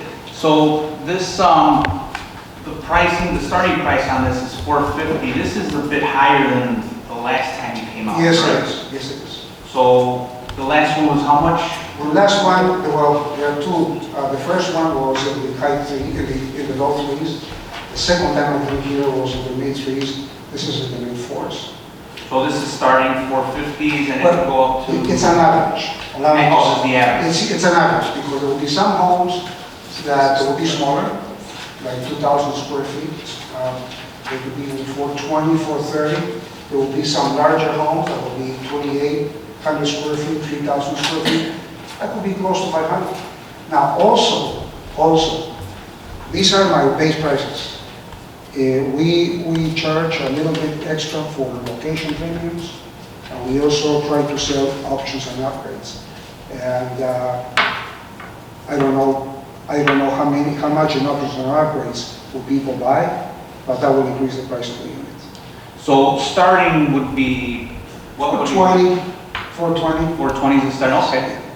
So that's bare bones, basically, very Well, standard. it's not bare bones. Well, bare bones as far as that, right? It's not bare bones, it's going to be nicely finished, but if someone wants a much higher quality package of kitchen appliances, they can have it. There's going to be a price increase, of course, so on and so forth. Better carpeting. It's difficult to say, I have to be careful with what I say. Let me make clear that the houses will be built with very high quality standards. But some people want to personalize it, customize it. We won't be moving walls, we won't be making structural changes, but decoration changes, if you will. Kitchen appliance upgrades, plumbing fixture upgrades, and that sort of thing. Okay. Reason I'm asking is because Glen Walks Estates is right next door, and as you know, they're very nicely priced homes, right? They're like starting from $650, $700 and up. Correct. So I just want to make sure that this subdivision, remember we talked about ebb and flow, going from one subdivision into another. We didn't want a drastic difference. Exactly. So I'm thinking maybe the houses closest to that maybe can go for a higher price, maybe a little better quality. It depends on the buying public. Okay. But also notice that we have created a great buffer between, from back of the homes on the eastern edge of our development to the back of the homes on the western edge of Glen Walk. That distance averages about 350 to 400 feet. And you increased that from the last design, correct? Yes. Yes. Okay. And I think we could all say thank you for listening to our comments from the last time that we met and definitely taking into consideration the density request. It was greatly appreciated. Thank you very much. Is there any other discussion? Can I add some comments?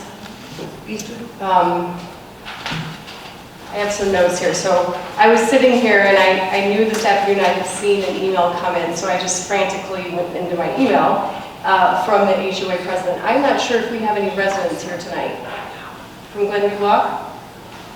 I don't think we do.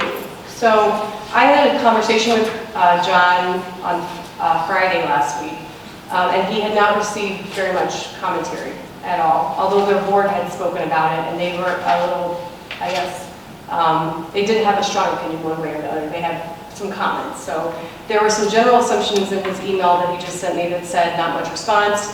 He's assuming that there's just not as much of an issue and they're more in favor of this design. That's his opinion, so just keep that in mind. And then there, I think, were solid comments, and he's consolidated them. So they're all single comments except for two of them. So they like the dog park addition. They have major traffic concerns, and I think he said on the board that they're concerned about that too still. So I think in general they're going to be concerned about what goes in there. They would like to see a light, and I think we've talked about this as staff. Those things will be analyzed by under the traffic studies and whatnot that come in and be determined by IDOT whether or not it's warranted or not. So we'll see how that goes in. They said they feel like it's still not comparable. That was a single comment. Homes should be more on par with what you said, Trustee Pesmino, in lot size and in home value, and wish it would remain ag. So those are the only comments from the HOA. I have a couple comments. I noticed when I was studying the Glen Walk versus this one, I think there are 22 open lots still, not. So we have a new, and actually, we didn't include it.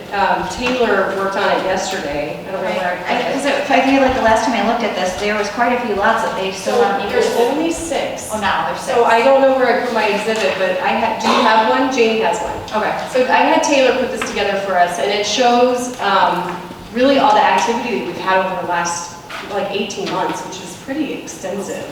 There are only 6 open vacant lots. Now, if you look at a current aerial, which we have last year's aerials up now on the GIS, you can still see some of these lots are vacant, but what she did was actually analyze the permits that have been issued and also are currently under review. And it's pretty significant. You can just pass this around. The blue handwriting is where the permits have been issued. So there's, and even John, the HOA president, mentioned that when he purchased a lot in there, that there was really a lot of vacancy. And he's just seen in the last 18 months that it has really exploded in their neighborhood, so. And what has been done with the local business or the commercial lot area up there? I don't think there's any movement. It's owned by Silver Cross Hospital.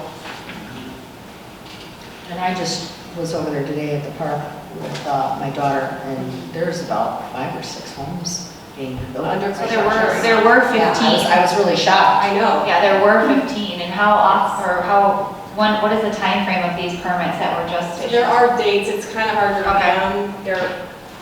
I think most of them are from 21. Yeah, they're in different time frames of being completed. And were these permits of private owners or developers? We had a mixture of both. Sure, some builders. Some builders, and we had a couple of private developer or homeowners. Melissa, what is the subdivision down Cedar, the new subdivision that's north of, on Cedar, is that Cedar Glen? West of Cedar and south of 151st. Cedar Brook? Cedar Brook. On the northwest corner. Yes, on the northwest corner. Now, if that whole subdivision is completely full, completely full, there's not a vacant lot in there. No. How big are those lots, do you know? I think they're about 12, probably. Now, would these lots be comparable to those lots? Because I think one of the questions we asked you when we met with you was this subdivision going to be comparable to that subdivision? I don't know, I don't have any details of the subdivision that we're referring to, Madam Street, so I can't answer the question. What I can say is that there are market trends. There are market trends that ebb and flow throughout the years. The lots have been getting smaller and smaller in the last 40 to 50 years. Most home builders are now aiming for 7,500 square feet. That's what's selling. Mainly two reasons, because it gives homeowners more time to spend with their families instead of taking care of a big lawn. It reduces the amount of taxes, but it's compensated by higher number of units per acre, if you will. Our smallest lot would be 8,750 square feet. And what size house would be on there? 3,000, 2,000? It's a good point. Any house can fit on any lot. The houses that you have seen designed, they are flexible. We can add more rooms upstairs because we oftentimes have volume ceilings that look great, but we can add bedrooms. So the square footage will vary between, I would say, 2,200 and could be as much as 3,000 square feet. Well, I'd like to commend you on your tenacity. And this is your 3rd time here, and I'm hoping this time it's going to be a charm. I hope so too. I like the park. Yeah, but the other thing that I think that I asked you as well was that, are you going to be keeping these homes uniform with the homes in the area? Are you going to be going for a certain look? And I see the different renderings you have here. We have 114 proposed lots. I'm sorry, did I interrupt you? No, go ahead. We have 114 lots, so 114 homes. We need to aim at not having any monotony. So we will create 3 or 4 floor plans that we will offer to the buying public, and 2, maybe 3, but at least 2 elevations per floor plan, and then 2 or 3 color palettes per elevation. And so we will mix and match. We will take care of those issues with staff, but this is what we propose. This is a flavor of what we propose. Well, I think right now that seems to be what the trend is in the area. Yes. More farmhouse, more country house style. We got a little bolder and offered a modern Scandinavian. Yeah, I saw that. I saw that one. But I think, my opinion, we have no inventory of this town at all. And we need some houses. We need some rooftops. We have families that are posting everywhere. If you plan on selling your house, All I ask is that, if this does pass tonight, is that you really take into consideration all of the different flavors in the town of the different renderings. You know because I listen to you. All right, thank you. I'd like to just ask one question. Not that this is the end all to the situation at all, but Glen Walk Estates, has this rendering been submitted to their HOA? Yes. And their input on that is what? I think Marty is their president of their Glen, HOA? you can walk me through his name is John Knazer, I think is how you say his name. Oh, We did notify them of the meeting, and we told them we'd send them the packet when the packet was sent out last week. So they saw the whole thing, trustee Galvin, just like this. And the comments that I read were a response to that packet being sent to them. Anything that you can share with us from that response? You did. I didn't. I'm sorry. Oh, you not? Don't repeat it. I don't mind it. It wasn't too long. It's okay. So he sent me an email this afternoon at about 4 and had some general comments that said that they had not received much response from their neighborhood and that he was just assuming that the community was more in favor of this design, but that's an opinion. I wanted to clarify. And then he gave us a list of consolidated comments. They're all single comments except for there were 2 people that mentioned that they would prefer that these were more on par with the home values that are in their neighborhood and also lot sizing. They like the dog park. They have concerns with traffic and they would prefer that there's a light out on 159th Street. Sorry. Okay. Yeah. They still don't feel it's comparable and wish it would remain ag. Is there anybody from the HOA here tonight or from that subdivision? And we asked and there's No, okay. All right, I just want everybody to keep in mind too, I think Rose is right on track, Trustee Reinders is on track. The thing is, we at least know with this development, we know what's gonna be there, right? And 10 years from now, if we just keep pushing things to the side, I mean, we don't know what could end up there. And so, and just like with the open space with that only gate, at one time, that was open space to somebody else. So this design, I think this is more on par with what's expected to be here, and I like it. So I know for that area, especially that street, how far is Stonebridge from that subdivision? Is that right down the street from there? It is, it's just to the east. Yeah, just an H. I know I've had comments This is to from... the west, Stonebridge is to the east. Okay, so it's along... It's not too far down though. I know I've spoken to residents in that area that have asked for some sort of a traffic study because their exit, they're having issues, and I think because they're having a couple accidents. Okay. So with this coming in, it's just gonna make that worse. So if that's something that we could look at right away anyway.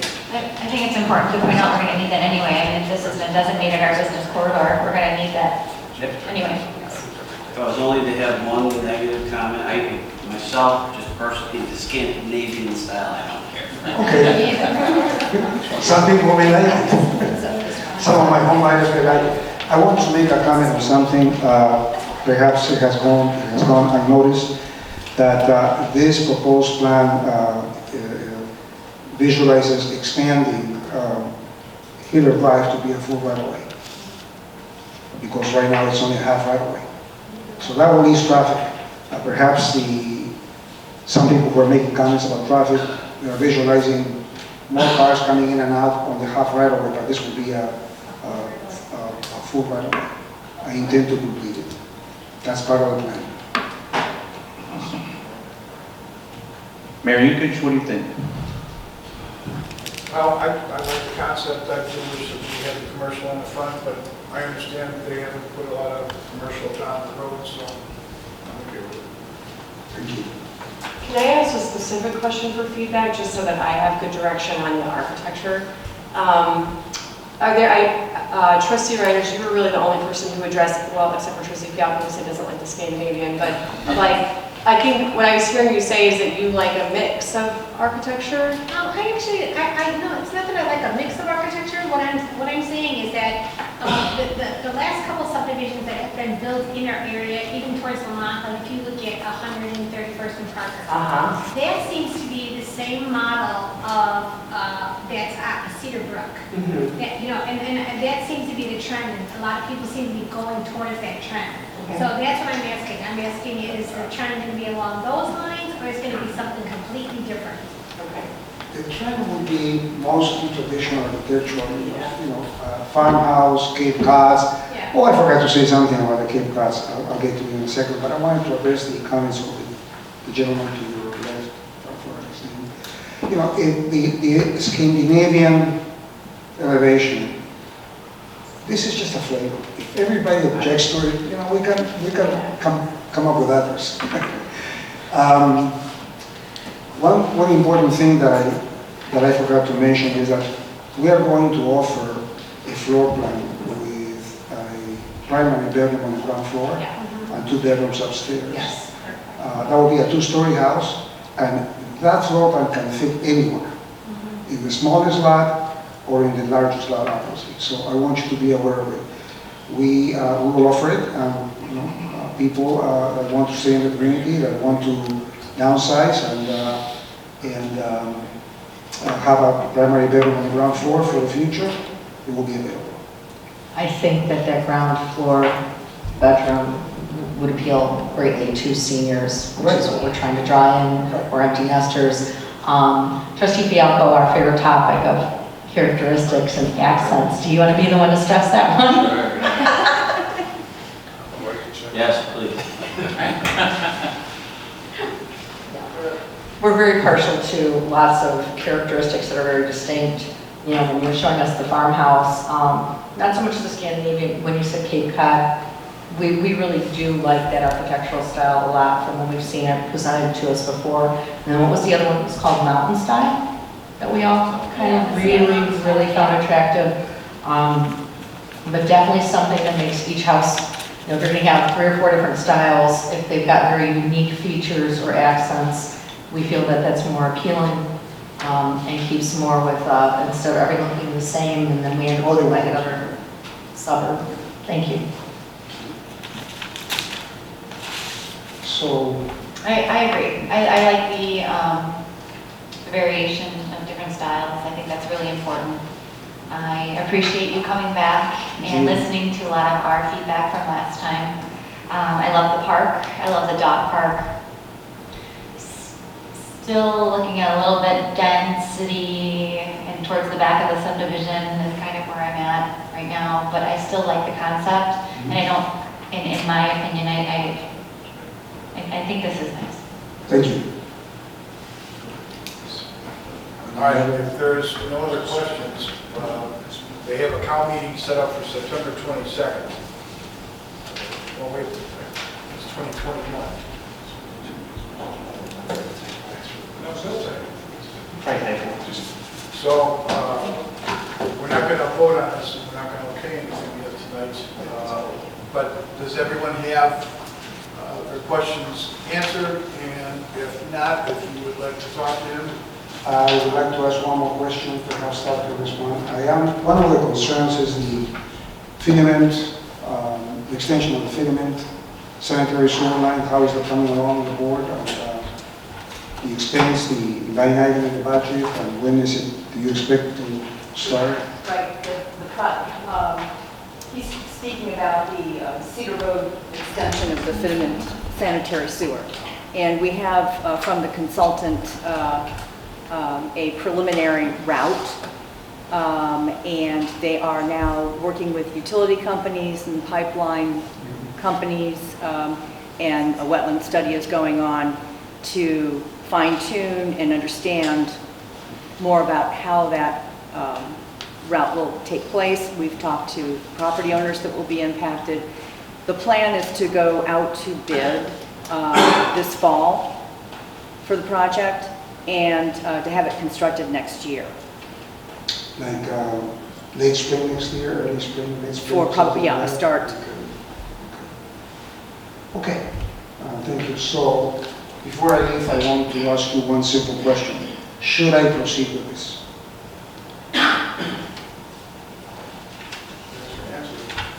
Couple tweaks here and there, but sure, why not? Yeah, I think so. I think so. You're definitely going in the right direction. Yes. Thank you very much. See you soon. Thank you. Okay.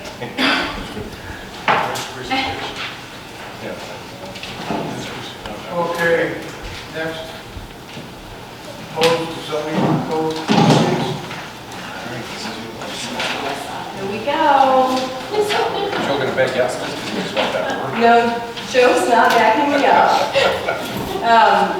We are just talking about signs. A few of these were on the original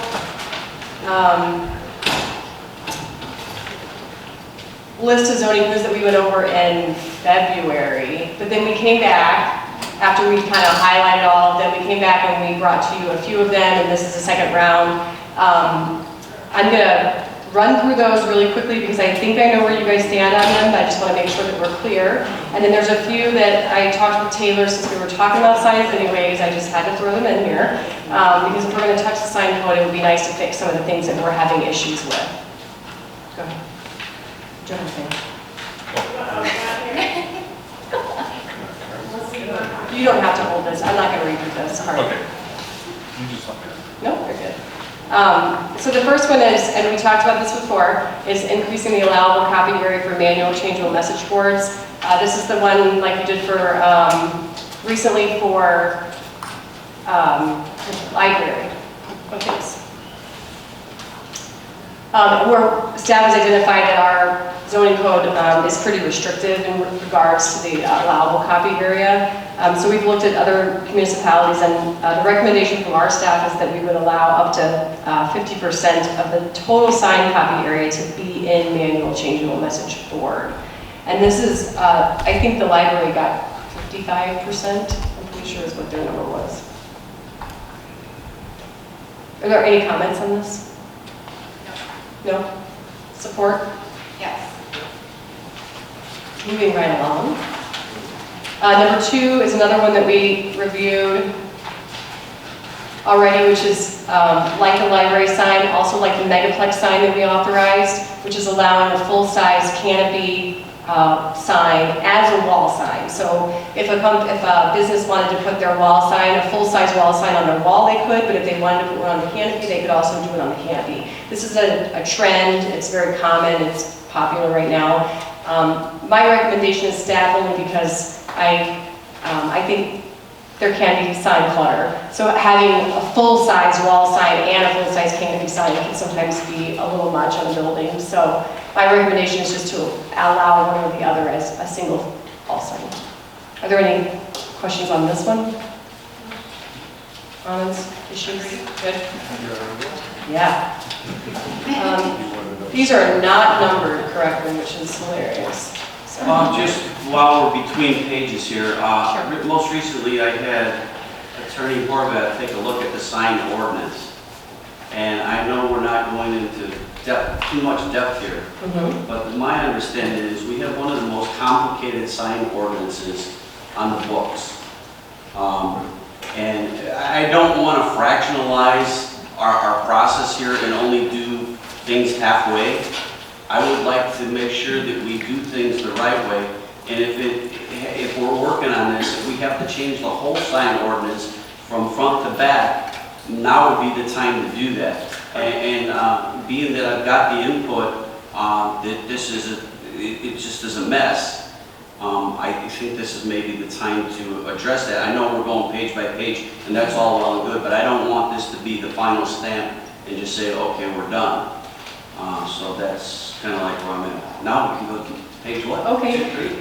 Can I speak off out of the board meeting with Carrie about thoughts on it? Sure. I will say that this, when I started in Homer, we were under a contract for this to be, our sign code to be completely rewritten, and it was rewritten and adopted in 2020 by a consultant. So I do think that some of it is written in a way that's a little different than normal zoning code that you would see. Yes. I would agree with you there. There are also some, generally, I would say Taylor and I have concerns about how it's organized, and I think that was something that Janie and I had opinions about while it went through the process, and we won some battles and we lost some battles. Are these pretty We lost quite a few battles, actually. Are these pretty much, what you have here is pretty much what has the most changes, correct? Yeah, and these are the things that we run into a lot, actually, which is, I think, for us, important in order to make sure that we can process permits and not have a lot of restrictions. Gotcha.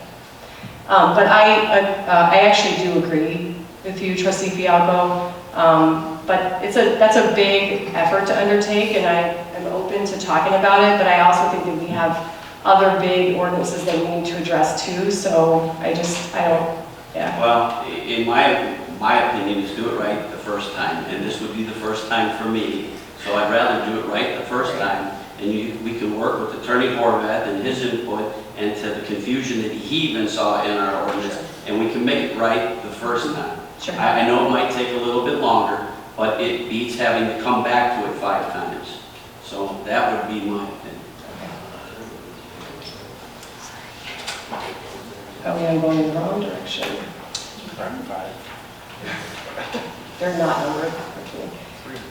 So this is one that came up in, well, actually it's come up in many conversations. So our code requires us to measure copy like the graphic that's labeled B, existing code, where you just multiply A by B, right, for the copy. So if you look at the example where Orland Pharmacy came in for their wall sign, they get docked for that open space, right? So they have a logo, and because they have a logo above it, and then they have their business name, all that white space gets, per our code, gets counted inside for their copy. And it's our recommendation, we actually have a definition that talks about a tight geometric shape, but then this graphic supersedes that. So we would like to clarify this, we would like to present it more like the Woodridge regulation on the right, where you see the boxes around the sign example, where you have like a tight geometric shape around the actual copy. And I think what happens here is it makes it more apples to apples with businesses as comparison. Any comments on this? I don't know that I really like that. I don't like the logo on the sign. I actually like the logo. On the top. Yeah. So if you go out here, you'll see that their sign, so this is what happens, and I know Trustee Fialco, you've asked this question a lot about what occurs, and oftentimes you don't see all the people that come through that could get variances because they choose not to go down that route, because it takes 2 months and $500, right? So they don't want to do that. And instead they make their sign smaller to comply. And so this is, I think this is really important for us. We run into this pretty often. Any comments? Good. This is a pretty simple one, removing the regulation that restricts the copy area to a maximum of 2 lines of text. So this is definitely one of the items in the sign code that Jamie and I lost the battle, right? So we talked about this at length. I think there was not really much support by staff, but it remained in the sign document, and this is what was adopted. So you can see I pulled these. We get this as an issue on sign permits, and you can see I pulled this about 5 minutes. They're all signs that have multiple lines of text, probably 3, some 5, and none of these signs would be allowed per our code right now. So this one I think is a no-brainer. But What was the original reason for that, for only allowing the 2 lines? I don't know what Con would have said. It's probably sign. I don't know. Just trying to limit somehow, but you can see it doesn't work in the field. Right, Yeah. right. Are there any comments or issues with this? I'm trying. This one is reducing the monument sign setbacks to 5 feet for all zoning districts. So this one actually is interesting because I thought when we changed the code that we had changed it all to 5 feet. And I have not reviewed a sign that was in a residential district or P1.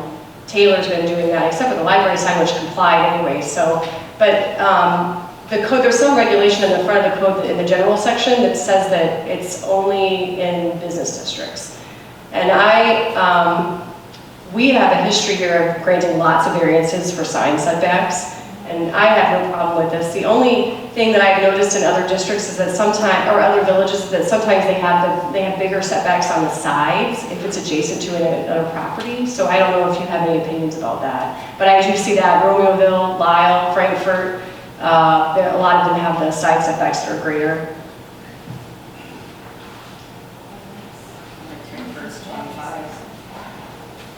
Isn't that insane?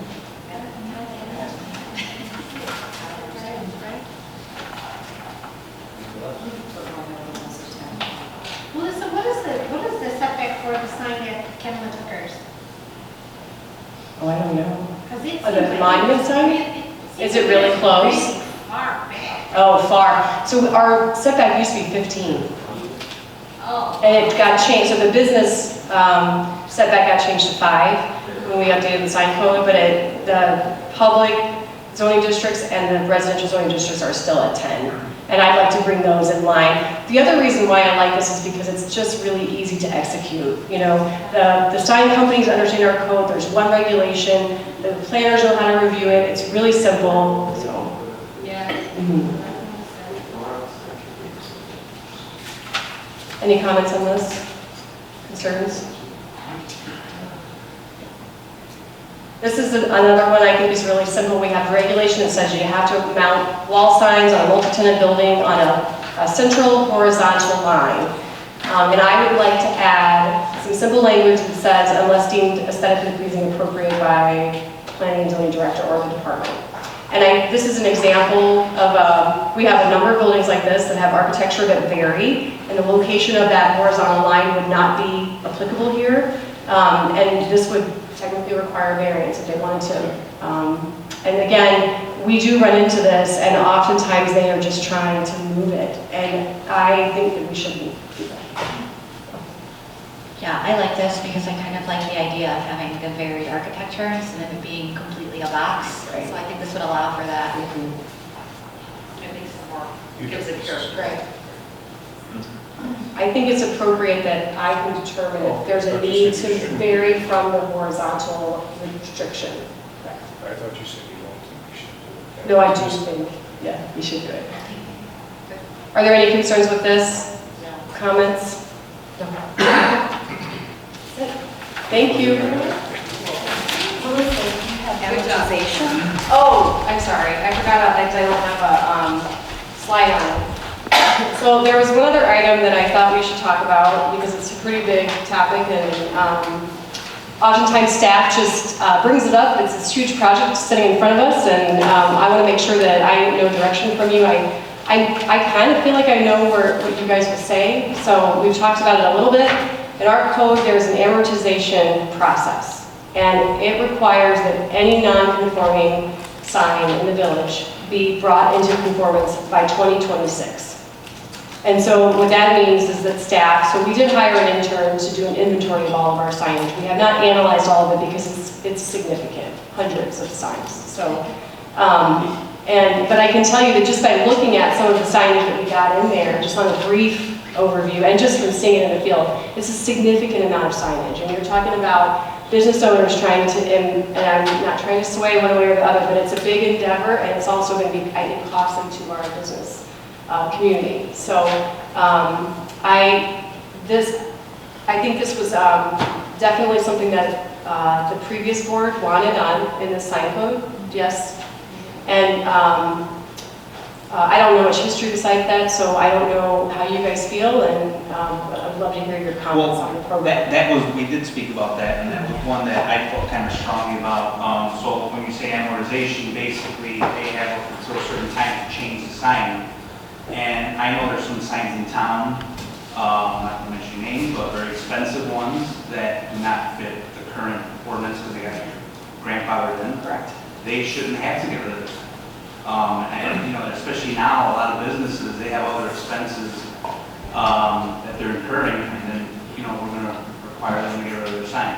I agree with Trustee Pasmino on that, absolutely. To put an extra cost burden on a company right now, or at any time, well, it's unnecessary. And you're saying by 2026 that Correct. process has to be done, which means we have to take staff and spend a lot of time and money, then make our businesses upset for something that's been there forever.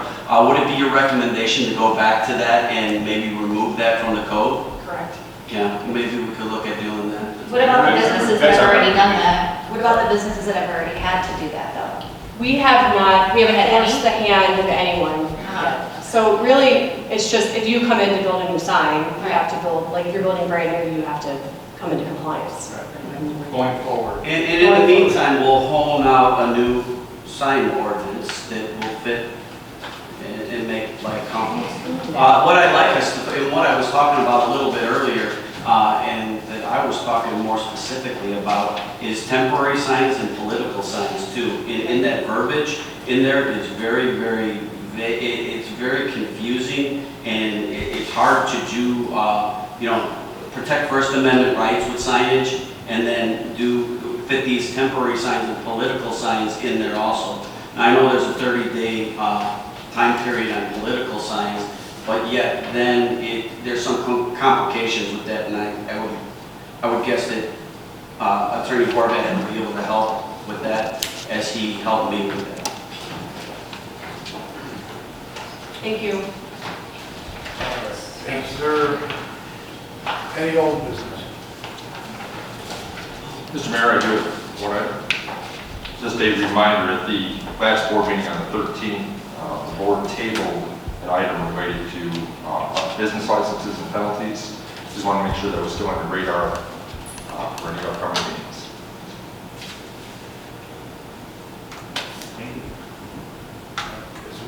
Is there a reason why you specifically mentioned that one? That's the only one that was. Yeah, I know, we've had them before, and they don't get mentioned by you, so I'm just wondering why you were specific to that one. I noticed it on the agenda, and I have copied it in the past, but I don't remember, but, okay, thank you. Yes, I do, under old business. Lieutenant Taylor? Do we have any updates on flock cameras?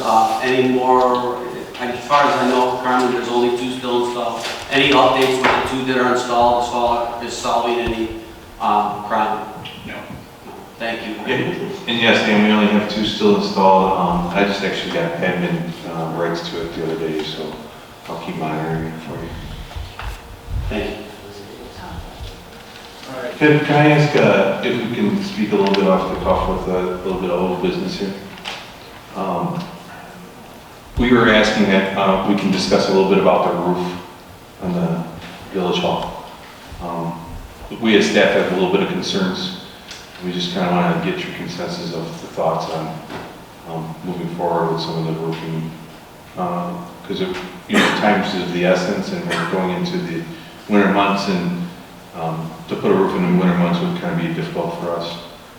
We did have a quote that we saw back in. Yeah, we were out for an RFP back in early part of the year, March, I think it was, and we did receive a number of proposals from various companies to replace the roof with the existing type of shingles that are on there currently. We currently have a lot of leaking going on this building. We investigated the use of some metal roofing products, and the cost was extremely high in relation to the quote that we did get, or the proposal that we did get from a company going back in March of last year. Per the A&F in the May meeting, there was 5 companies that did submit proposals, and there was a recommendation at that time for consideration of one of the companies. I did touch base with this company this week. They are still willing to keep that price in place that they did propose for a 40-year warranty shingle to match what we have existing on the roof. He does anticipate some price increases coming up within the next couple weeks. Time is kind of an essence to get this done soon, before winter.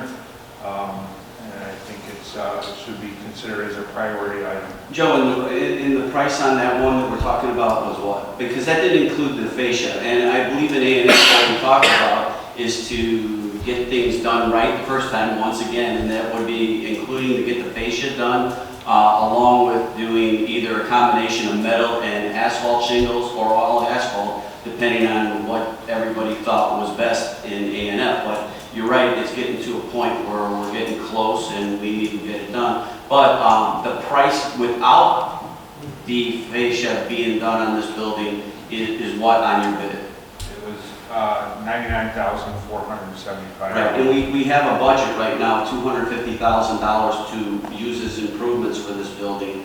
So can we work expeditiously to get it done, but also try to get a estimate to include the fascia being capped? I would like to just also mention that there's a number of issues with this building currently. I'm not going to go into detail, but there's other systems that are going to need to be addressed in the near future. And some of them are going to be quite costly, so those numbers, that's going to be consideration as well. Can I go back to what I said? Can we get an estimate that includes the fascia though?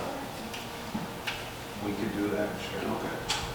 But I Yeah. think the So we immediate, can make an educated I decision think here. the immediate thing that we want to do in order to lock in the pricing without the increase would to be, to bring the roofing estimate and proposal that was presented back at A&F back in March, bring it forward because it's an immediate thing that needs to be done, I would say, real soon. I think we might, I don't know, Carmen, if you were going to do something in addition to that. In regards to, The roof. so the roof, in addition, I regarding, thought you said you were gonna look into something else. Because we had, here's, what in A&F, we had talked about combinations of metal and asphalt, then we talked all metal. Oh, yeah, we got quotes for those. It wasn't that we didn't want to do it. I don't think we knew that it was a 40-year shingle. We didn't want to use a 15-year shingle, and we did not have those answers at that time. So that's why things got delayed a little bit. Then the thing about metal came up and possibly using that in combination or all metal. Obviously, $350,000 to $500,000 is not acceptable. I believe those were the numbers that you gave me. So now what I want to do is I don't want to have to come back next year and then take and do everything all over again and have the building under repair when we can do the fascia and take the gutters off, do the fascia and the roof, put the gutters back on. As far as I've been told, the gutters seem to be in good condition. Now, if they can save the gutters, and we can save a little bit of money doing that, but yet we cap the fascia, so we don't have to come back to it, I think that's the better route. If you're talking a bid of $99,000, I can't see it being that much more for the fascia. But we don't know until you get that bid, so I'd like to at least know. I'm just looking at the immediate needs that I think we need to address immediately, based on the condition of the building right now. The immediate need, as far as I know, has been for quite some time, like over 5 years. So I think taking a couple extra minutes to get the estimate on the fascia siding isn't that big of a deal.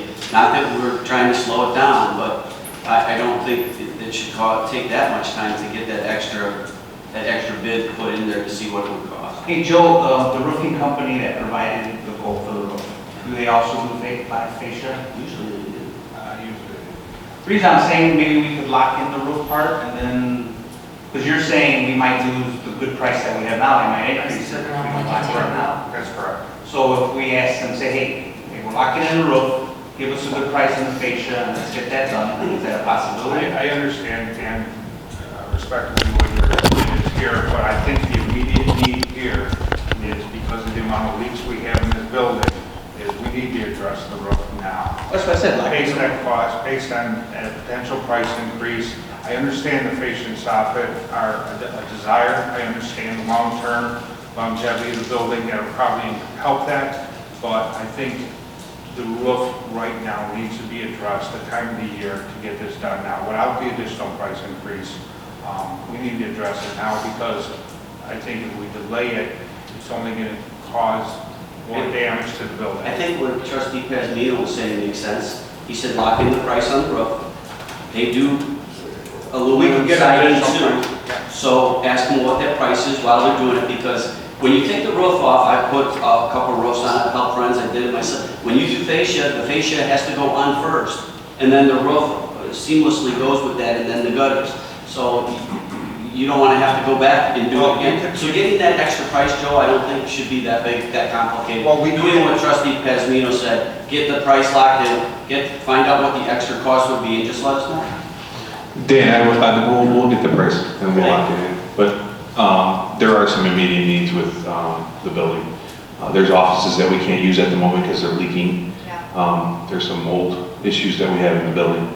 So the more we waste time, it's becoming more and more of a burden on staff as we shift offices and we bring residents in. We have to put them in different rooms because they got water dripping on their head. It's not a present thing. It's not a present thing. It's a misunderstanding. Yeah. No, I get the estimate for the fascia. That's it. So I said I will be getting an estimate for the patient. Yeah, we understand, because John Robinson told us this problem has been going on for at least 6 years. So getting that estimate for the fascia is not that big of a deal. Let's get the roof done, tell them we want the roof done, but get the price on the fascia to be done at the same time. And they can start at one end and go on the other and work it out. But it needs to be done.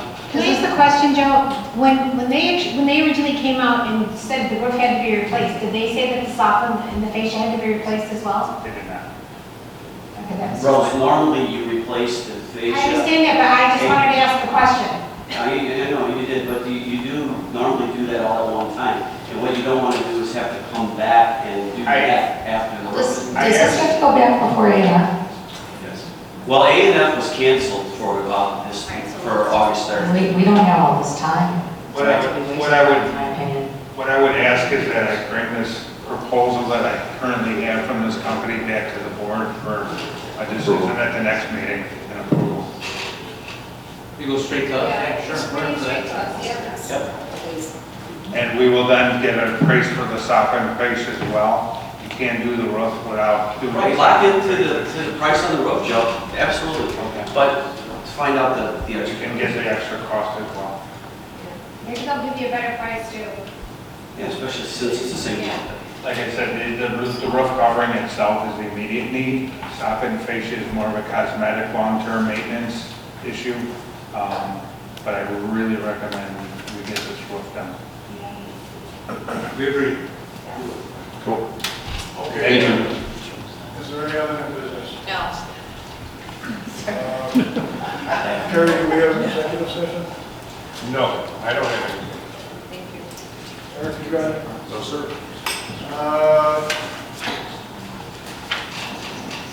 I need a motion to adjourn. Second. All in favor? Aye. All 7, good night to the